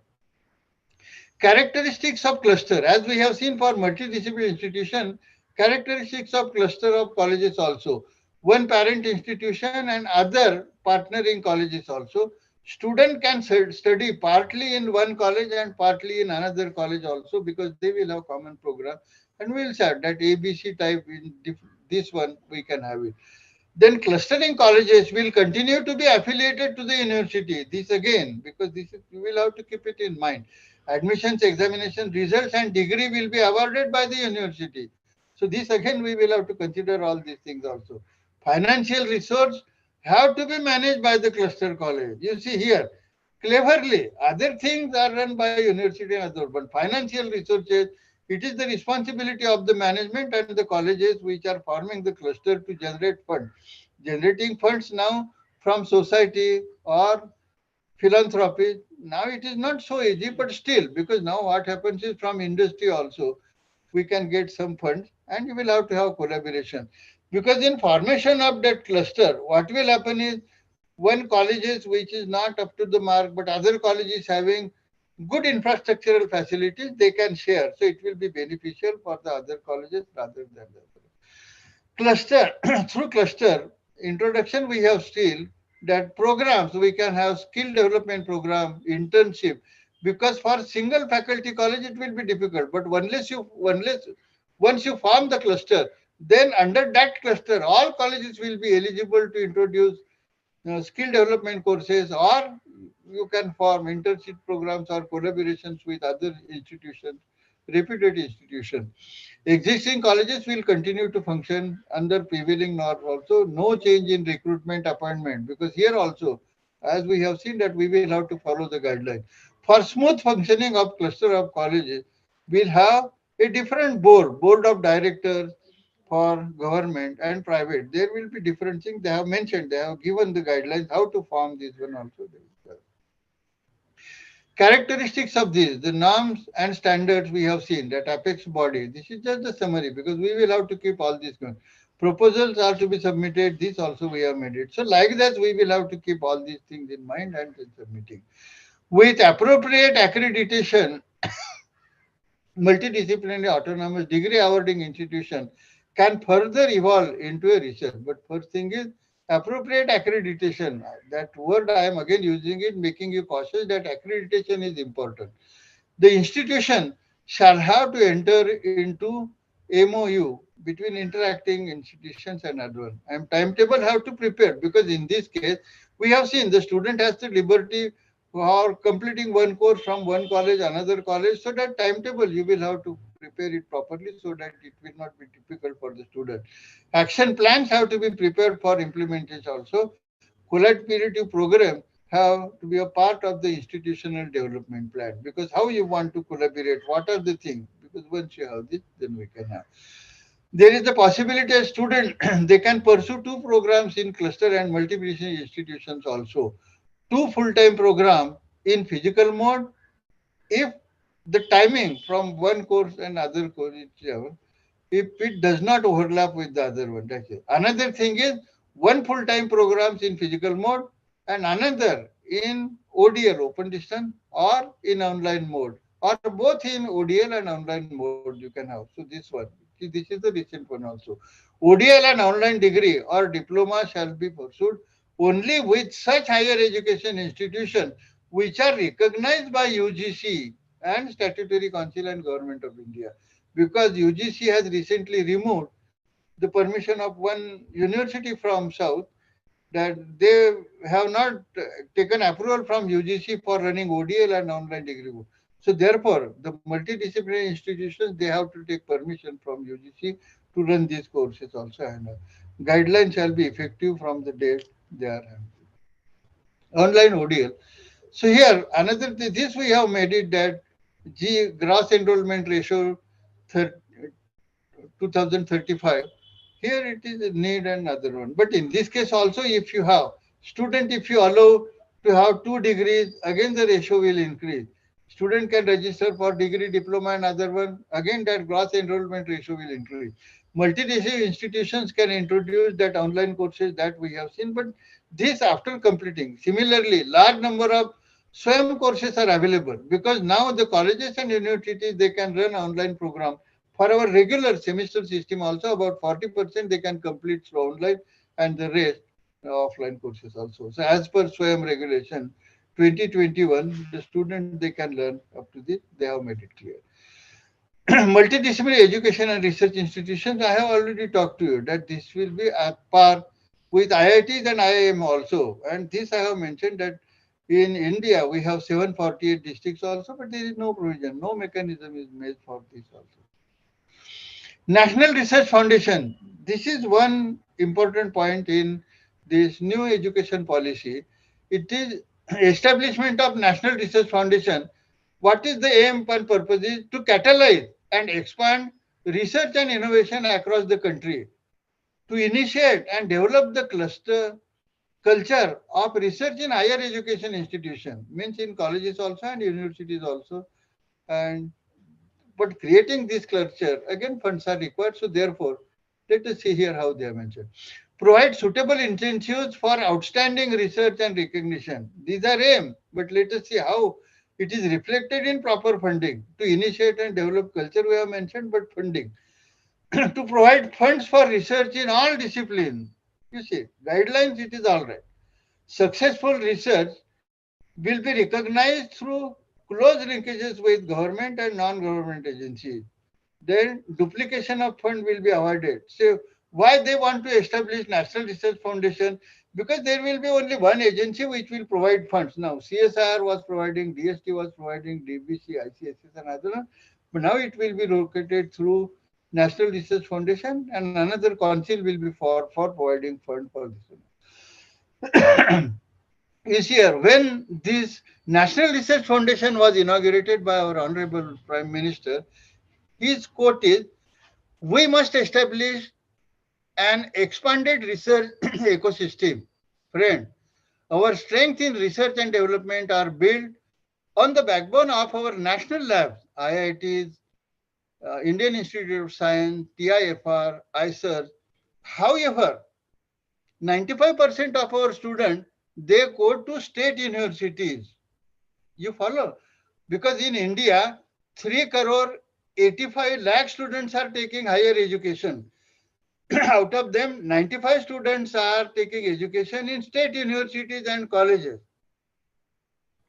where the research is still limited.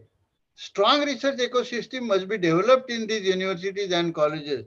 These are the words of our Honorable Prime Minister, and what he expects is, I call upon the National Research Foundation, Science and Technology and Innovation Advisory Council to discuss these issues in detail, formulate an action plan in consultation with the Ministry of Human Resource Development, now Ministry of Education, and look into how our colleges and universities will be benefited.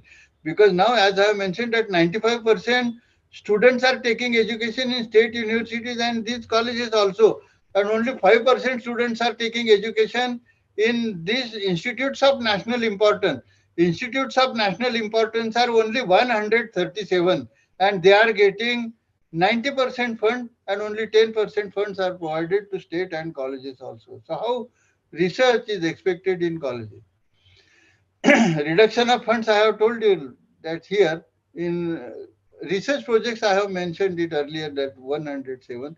But RUSA, if you look at, because now UGC says that RUSA will provide funds to colleges and other one also, but the provision of fund in 1920 for RUSA, it was 1,278. In 2021, it reduced to just 167. So 87% less. So how RUSA will provide funds to colleges and universities also? Number of emeritus fellowships also it is reduced.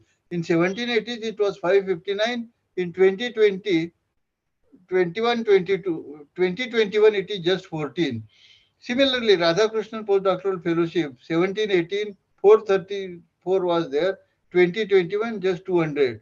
No mention of funds in National Research Foundation when it is mentioned that what how they will provide funds for other one also. So friend, unless all these things are materialized, it will be difficult for universities and colleges to implement all these things. Another one, there will be single overarching umbrella. This is planned in that NEP, and that is National, say, Higher Education Commission of India, HECI, with the following four independent councils.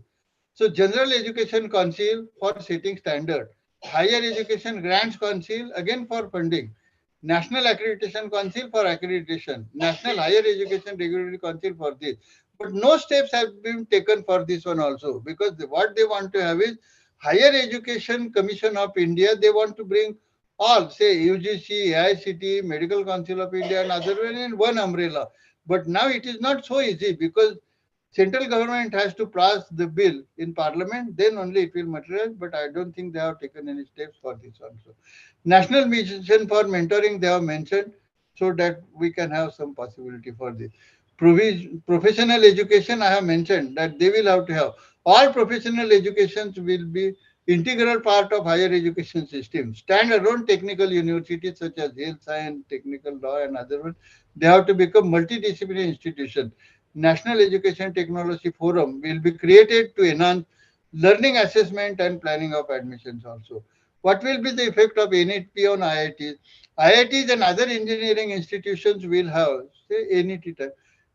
They will have to move towards holistic and multidisciplinary education with more arts and humanities courses they will have to introduce. Introduction of other courses will provide opportunities for students to select subjects of their choice, because then only that proper ABC will be useful for the student, and CBCS, choice-based credit system, and then we will have outcome-based education. This we are now, all colleges are considering, and universities also they are considering.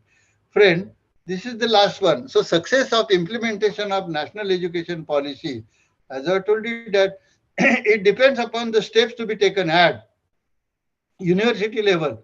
UG PG programs, skill development program, then NAC accreditation for affiliated colleges, autonomous colleges, choice-based credit system, steps to be taken for ABC, online education. So unless the university provide guidelines for introduction of, say, 4-year PG program and the course and syllabus also, colleges, it will be difficult for them. State government, what is expected is teaching post, permission for new colleges and introduction. You see, on one side we have mentioned that colleges should be reduced, and other one they are again giving permission. UGC level regulation for 4-year UG program, 1-year PG program, directions to universities, identification of university under teaching, because they will have to provide some norms for identifying teaching and research intensive university. Ministry of Education, as I have told it, that they will have to have first that Higher Education Commission of India, then formation of all these things also. So friend, thank you. But just I will summarize, because here I have discussed all the things again, but if you want to summarize, what are the opportunities for different stakeholders For student, I have discussed it already, but here multiple entry, multiple exit facility is there. Student can choose subject under choice-based credit system. Academic bank of credit facility is there. There is no separation between vocational academic, so they can select holistic approach for student. So there will be all-round development of the student. Emphasis is on creativity and critical thinking, and these things also provided. So like that, these will be advantages and opportunities for the student.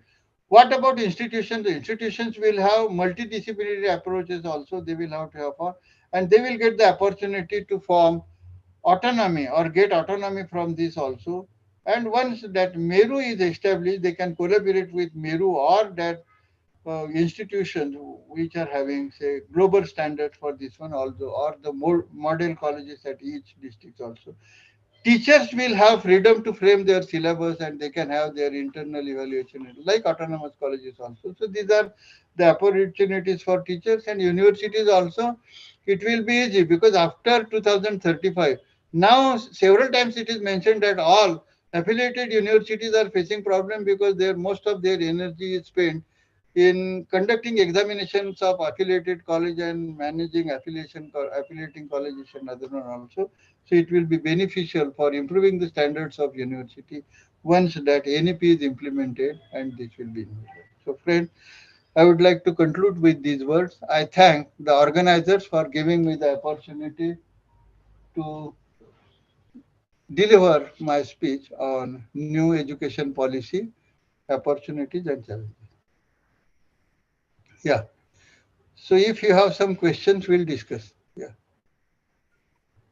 Thank you, sir. Thank you so much for the time and efforts you took to share your thoughts and your valuable information about NEP, sir. So you also shared the challenges in implementation of NEP in detail. And as you said, its success will truly determined by the implementation in true sense. Thank you so much again for such an informative presentation, sir. And many of the participants have requested for the presentation on the email, but I hope it's not possible to send each one of you on your email. So the recorded session, which is already live on YouTube, the link will be shared on the Instagram. I'll thank you again, sir. Thank you again for such a wonderful presentation and the doubts you have cleared, because we are also going for NAC this year. Thank you, sir. Thank you. Okay. Thank you. Now I request Mr. Sushil sir, IQAC coordinator, to introduce the chief guest of the day. Over to you, sir. Good afternoon to one and all present on this online platform. It is indeed my privilege to introduce the chief guest of this National Seminar on National Education Policy, Honorable Dr. Sanjay Jagtap, sir. Educational qualification of Honorable Sanjay Jagtap, sir, is MSc PhD, and specialization is plant pathology. His designation is Associate Professor, and currently he is holding the position of Joint Director, Higher Education, Open Region, Panvel. Sir has published 25 research papers. There are 2 books in his credit. Sir has delivered 30 invited talks on autonomy of colleges, RUSA, CAS and its amendments, forensic science, NAT, service conditions, biodiversity, drug discovery, and COVID-19 pandemic and related challenges in higher education system. There are in all 9 innovation related to gene sequence, and those are registered at NCBI. As far as professional experience of Dr.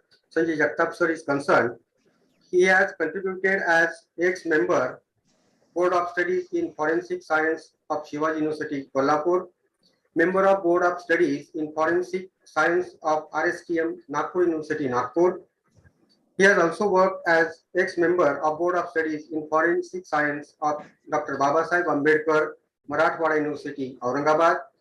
Sir has also taken efforts as ex-member of BUTR in Forensic Science at Mumbai University, Mumbai. Sir is the member of Board of Studies in Forensic Science at University of Mumbai from 2017. There are special invite. He's worked as a special invitee member, Board of Studies in Forensic Science, member of editorial board of World Journal of Pharmaceutical Science, member of Minor Research Project Scrutiny Committee, member of New College Proposal Scrutiny Committee. Further, Jagtap sir has worked as a member of CAS Scrutiny Committee in various aided and government colleges, member of Extension of Retirement Age for Professors Scrutiny Committee at University of Mumbai and SNDT University, organizing secretary for 2 national conferences in forensic science, member of technical committee in different institutions. There is a very big list where sir has contributed as a member and played an active role. As far as the administrative experience of Honorable Sanjay Jagtap sir is concerned, sir has worked as a coordinator for newly established Government Institute of Forensic Science, Mumbai, from 2009 to 2014. He has also worked as the state coordinator at RUSA, Government of Maharashtra, from June 2015 to January 2017.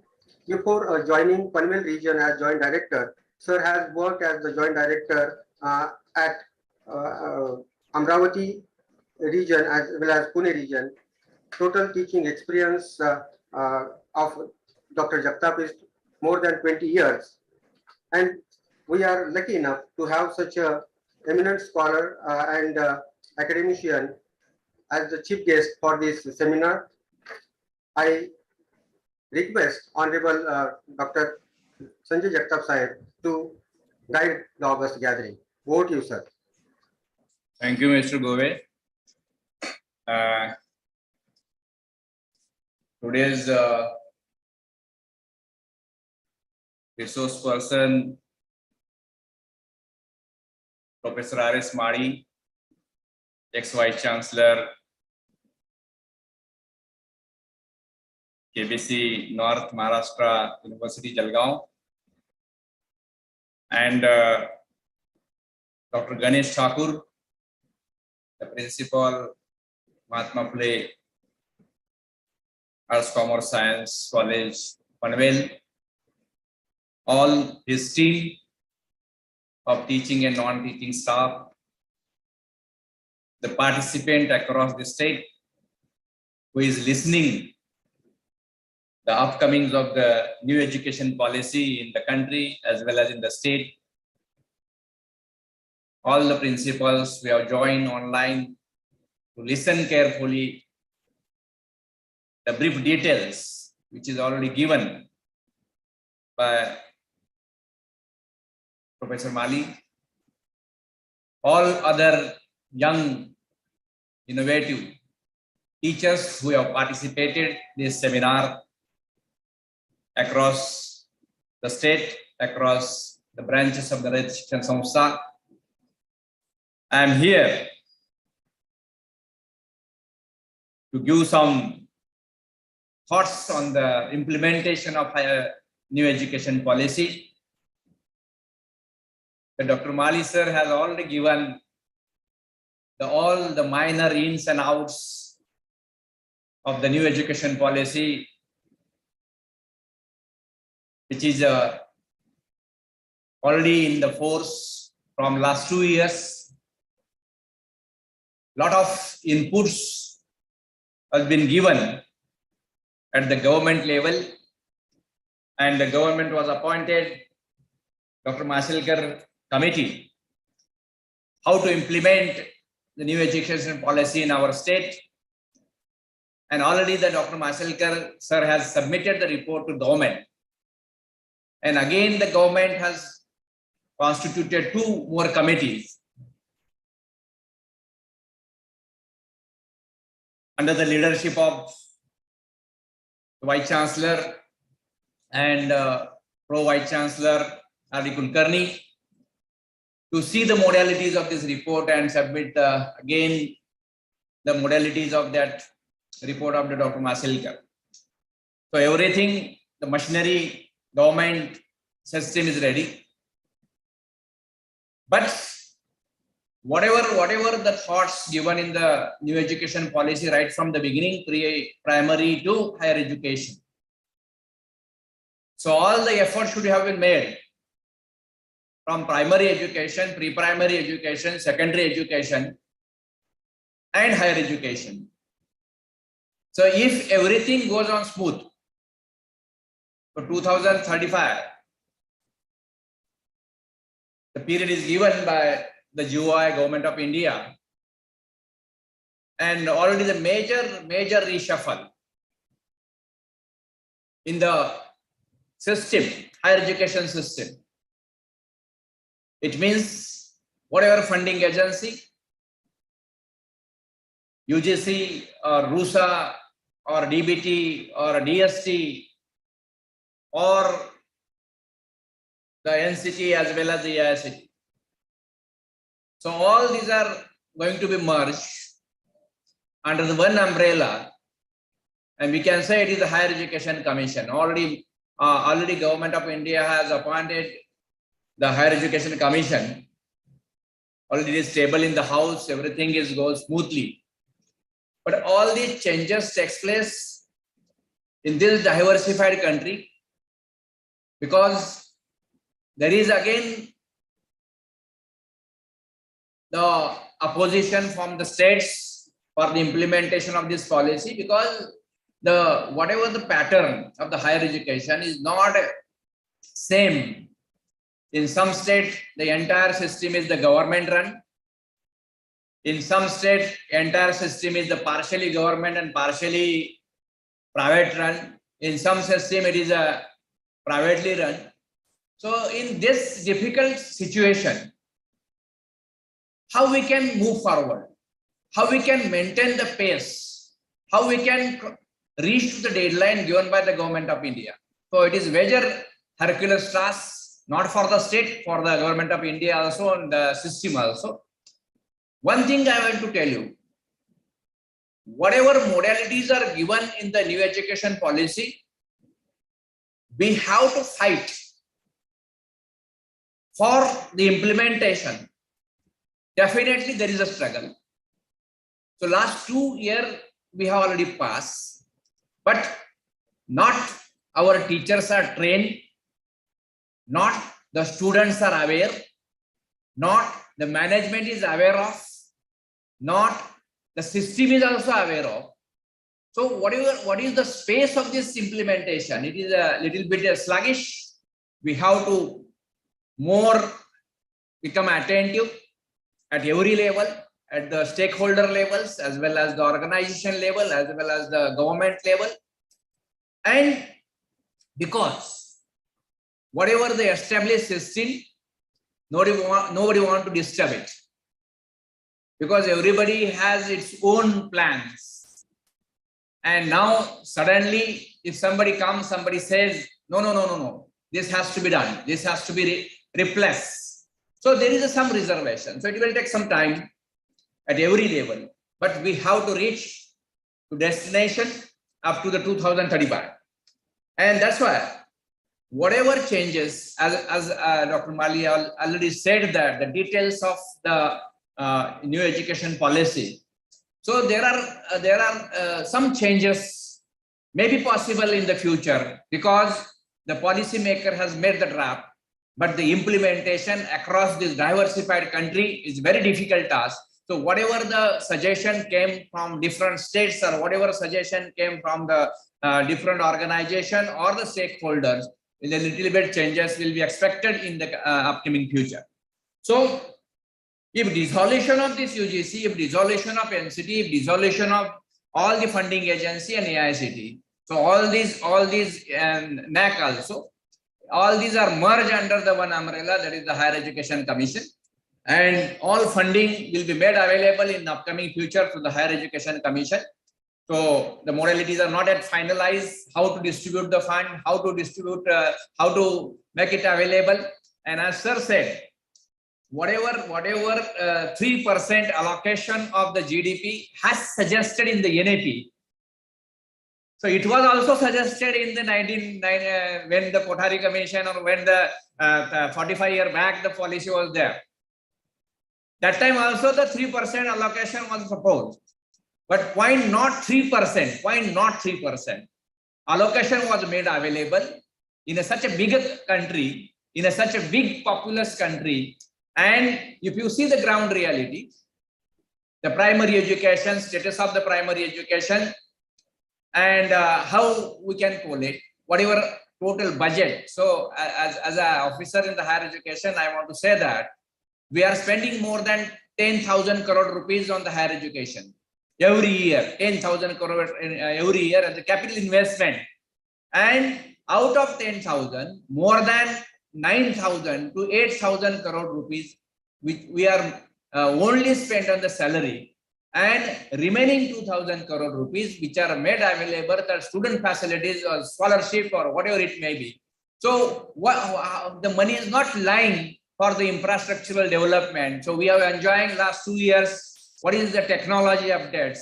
How our students as well as the teachers as well as everybody has learned how to connect with the help of the technology, and it is the beauty of the corona. They are without spending the money, they are learners. Without spending the money, they are teachers how to connect in the good way with the people. So now there are 172 people are connected with this NAP seminar, and we don't feel we are in the live mode, we are in the offline mode. So this is the beauty, and such type of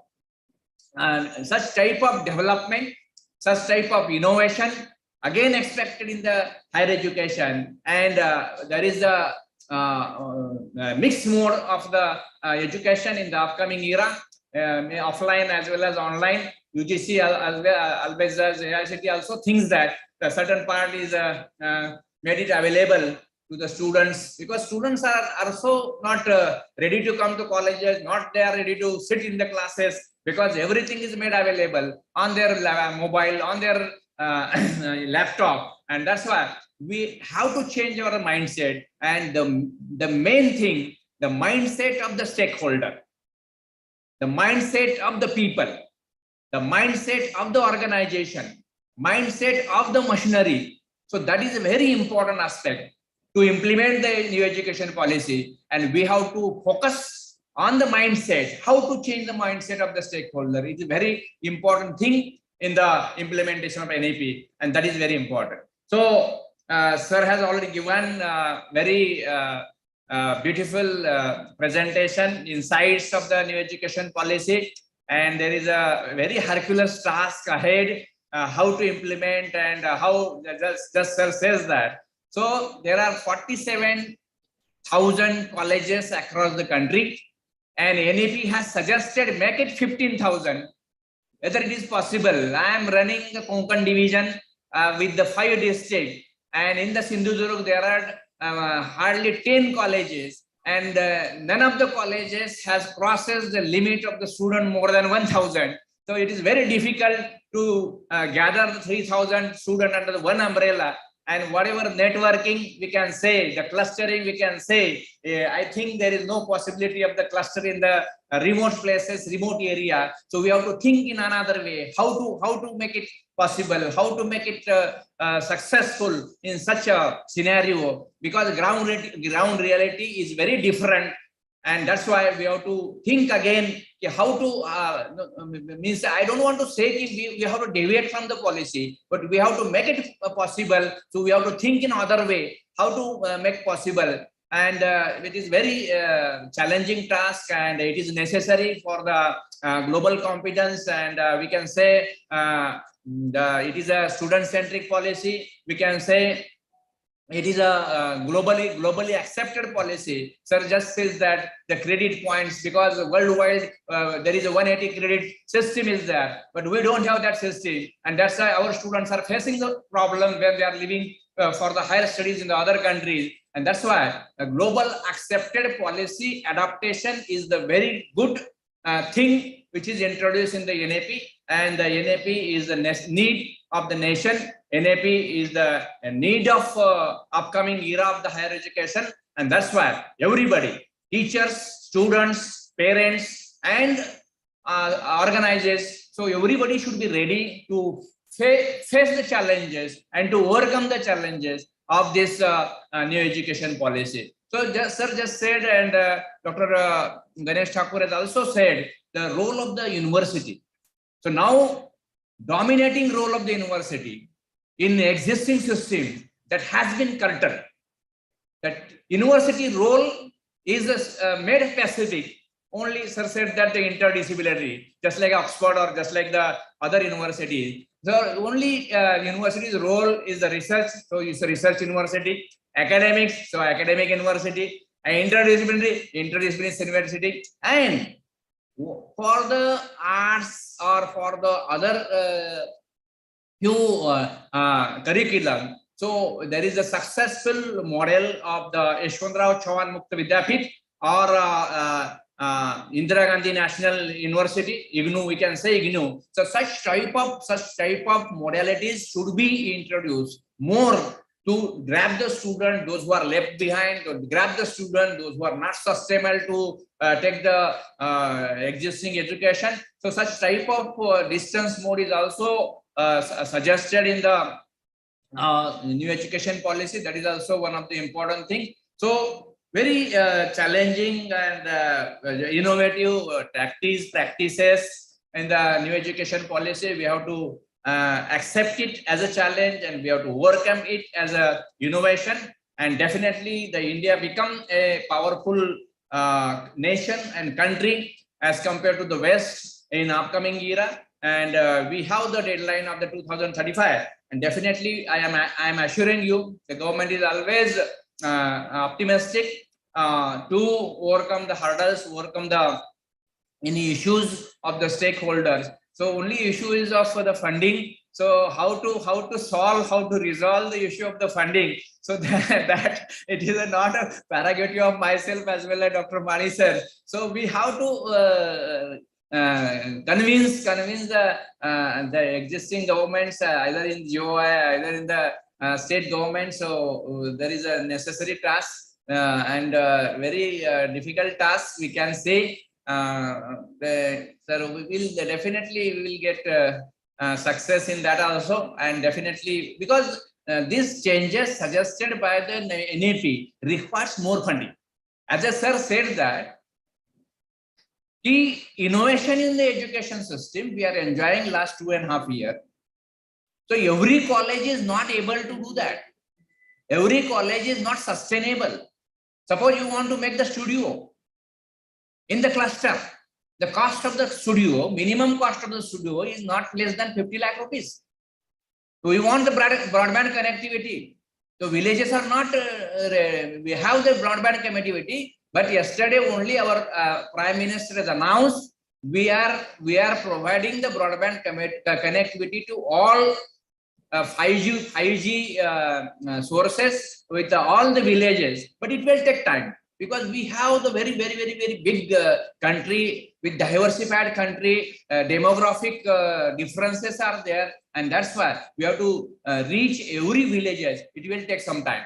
So that's why we have the hurdles, we have the our own difficulties, but we can make it possible. We can make it successful in the upcoming era, and that's why my appeal to all the teacher: think in a big way. Think in broad way.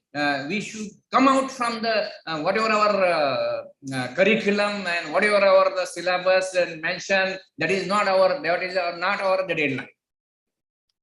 We as a citizen of India, we as a citizen of our state of Maharashtra, so we have to think big way in the prospectus of the society. If society grows, automatically we grow. If society become rich, we become also rich. So this is my opinion about these changes taken place in the higher education. And with this, I am very thankful to Dr. Alice Manley, who has given the insights of the new education policy. He is always supportive, and he is always acts as a mentor in the changes, not only in the higher education, not only in the NAP, but whatever changes taken place in the statute of the university. I know him, I have worked with him, and whatever his experience to constitute some naya things, naya mode jo hai. So I am very much because I was associated when I was in Rusa. I used to meet him in the Pune University, and we have a lot of when the Dr. Gade was Vice Chancellor, and Dr. Karmalkar and Dr. Mali sir is always there, and we choose always Pune as a central place for different meetings and different projects in the University of Pune. So, sir, thank you very much for the insights of the new education policy. This gesture should be always required in the different because लोगों ने ये workshop खाली सुनने के लिए ना attend करने के लिए देखना नहीं चाहिए. The people should think on it. This is the duty of citizen. This is the duty of as a teacher. This is the duty of the citizen of Maharashtra. जो भी है, सब लोगों ने ये थिंक करना चाहिए कि इसमें जो मोडेलिटीज है, मोडेलिटीज में क्या क्या डिफिकल्टीज आती है, क्या क्या प्रॉब्लम्स आने वाले हैं, एंड प्रॉब्लम सॉल्व करने के लिए अपना हर एक का अंदाज जो है वो बाहर आना चाहिए. तो we will have the solution. Definitely it will be the definite solution. So with this, I am thankful to Dr. Girish Thakur, who has invited me as a chief guest of today's workshop. Thank you, Mali sir. We will associate definitely in the future also. And thanks to organizer who has invited me as a chief guest for this very eagerly needed and motivational workshop organized by these Raj Shikshan Samsthas, Mahatma Phule College of Arts, Science and Commerce. So thank you once again, all the participants and all the organizers. Dhanyawad. Thank you, sir. Thank you so much for your inspiring and motivating words regarding the implementation of NEP. And we all know that implementation of NEP will take Indian academic system to a greater heights. Thank you, sir. We all know that you are so busy, but still we are really grateful that you could take little time and guide us regarding the implementation of new education policy. Thank you. Thank you very much. Thank you. Thank you. As we have come to the end of the session, I request Ms. Saili Kavale Madam to propose vote of thanks. Over to you, Madam. Thank you, ma'am. Good afternoon, one and all. All the respected dignitaries and participants present on Zoom and YouTube platform for the online national seminar on New Educational Policy 2020, Opportunities and Challenges, organized by Internal Quality Assurance Cell of Mahatma Phule ASC College, Panvel, District Raigad, Maharashtra. It is my privilege to propose vote of thanks and acknowledge our deep sense of gratitude towards all who contributed for the successful organization of this seminar.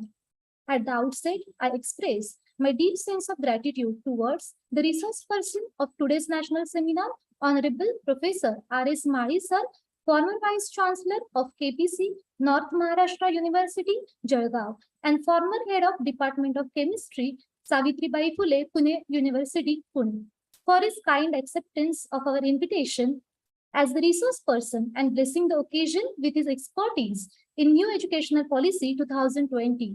Thank you so much, sir, that you clarified all the tenets of New Educational Policy 2020 and enlightened us all with your expertise. Thank you so much for your valuable time and scholarly talk on the New Educational Policy 2020.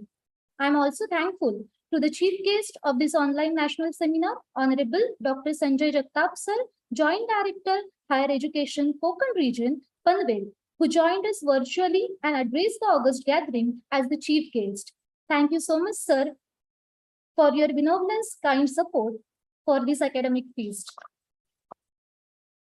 Leadership matters more than mere efforts. I sincerely put on record my gratefulness for visionary, dynamic, and proactive leader, Principal Honorable Dr. Ganesh Thakur Sahib, for his motivation, constant support, and timely guidance in chalking out all the formalities of the seminar. Thank you, Sahib. It is your faith and support in our abilities that encourage us to conduct such academic activities and transform them into a grand success. I must appreciate and mention involvement of the participants for their overwhelming response to this national seminar on New Education Policy 2020. We have received more than 400 registrations from various states of India. I'm grateful to all the participants present online who made the seminar a grand success. I'm very much thankful to Vice Principal of our college, Professor Dr. N.R. Madvi, Dr. R.A. Patil, all head of departments, IQAC coordinator, Mr. Sopan Gove, Dr. Leena Mishram, and Dr. Girish Gund, teaching fraternity and technical team for their relentless efforts to make the seminar a happening reality. Finally, once again, I express my gratefulness towards all. With the permission of dais, I declare that this seminar ends here. Thank you, everyone. Thank you once again.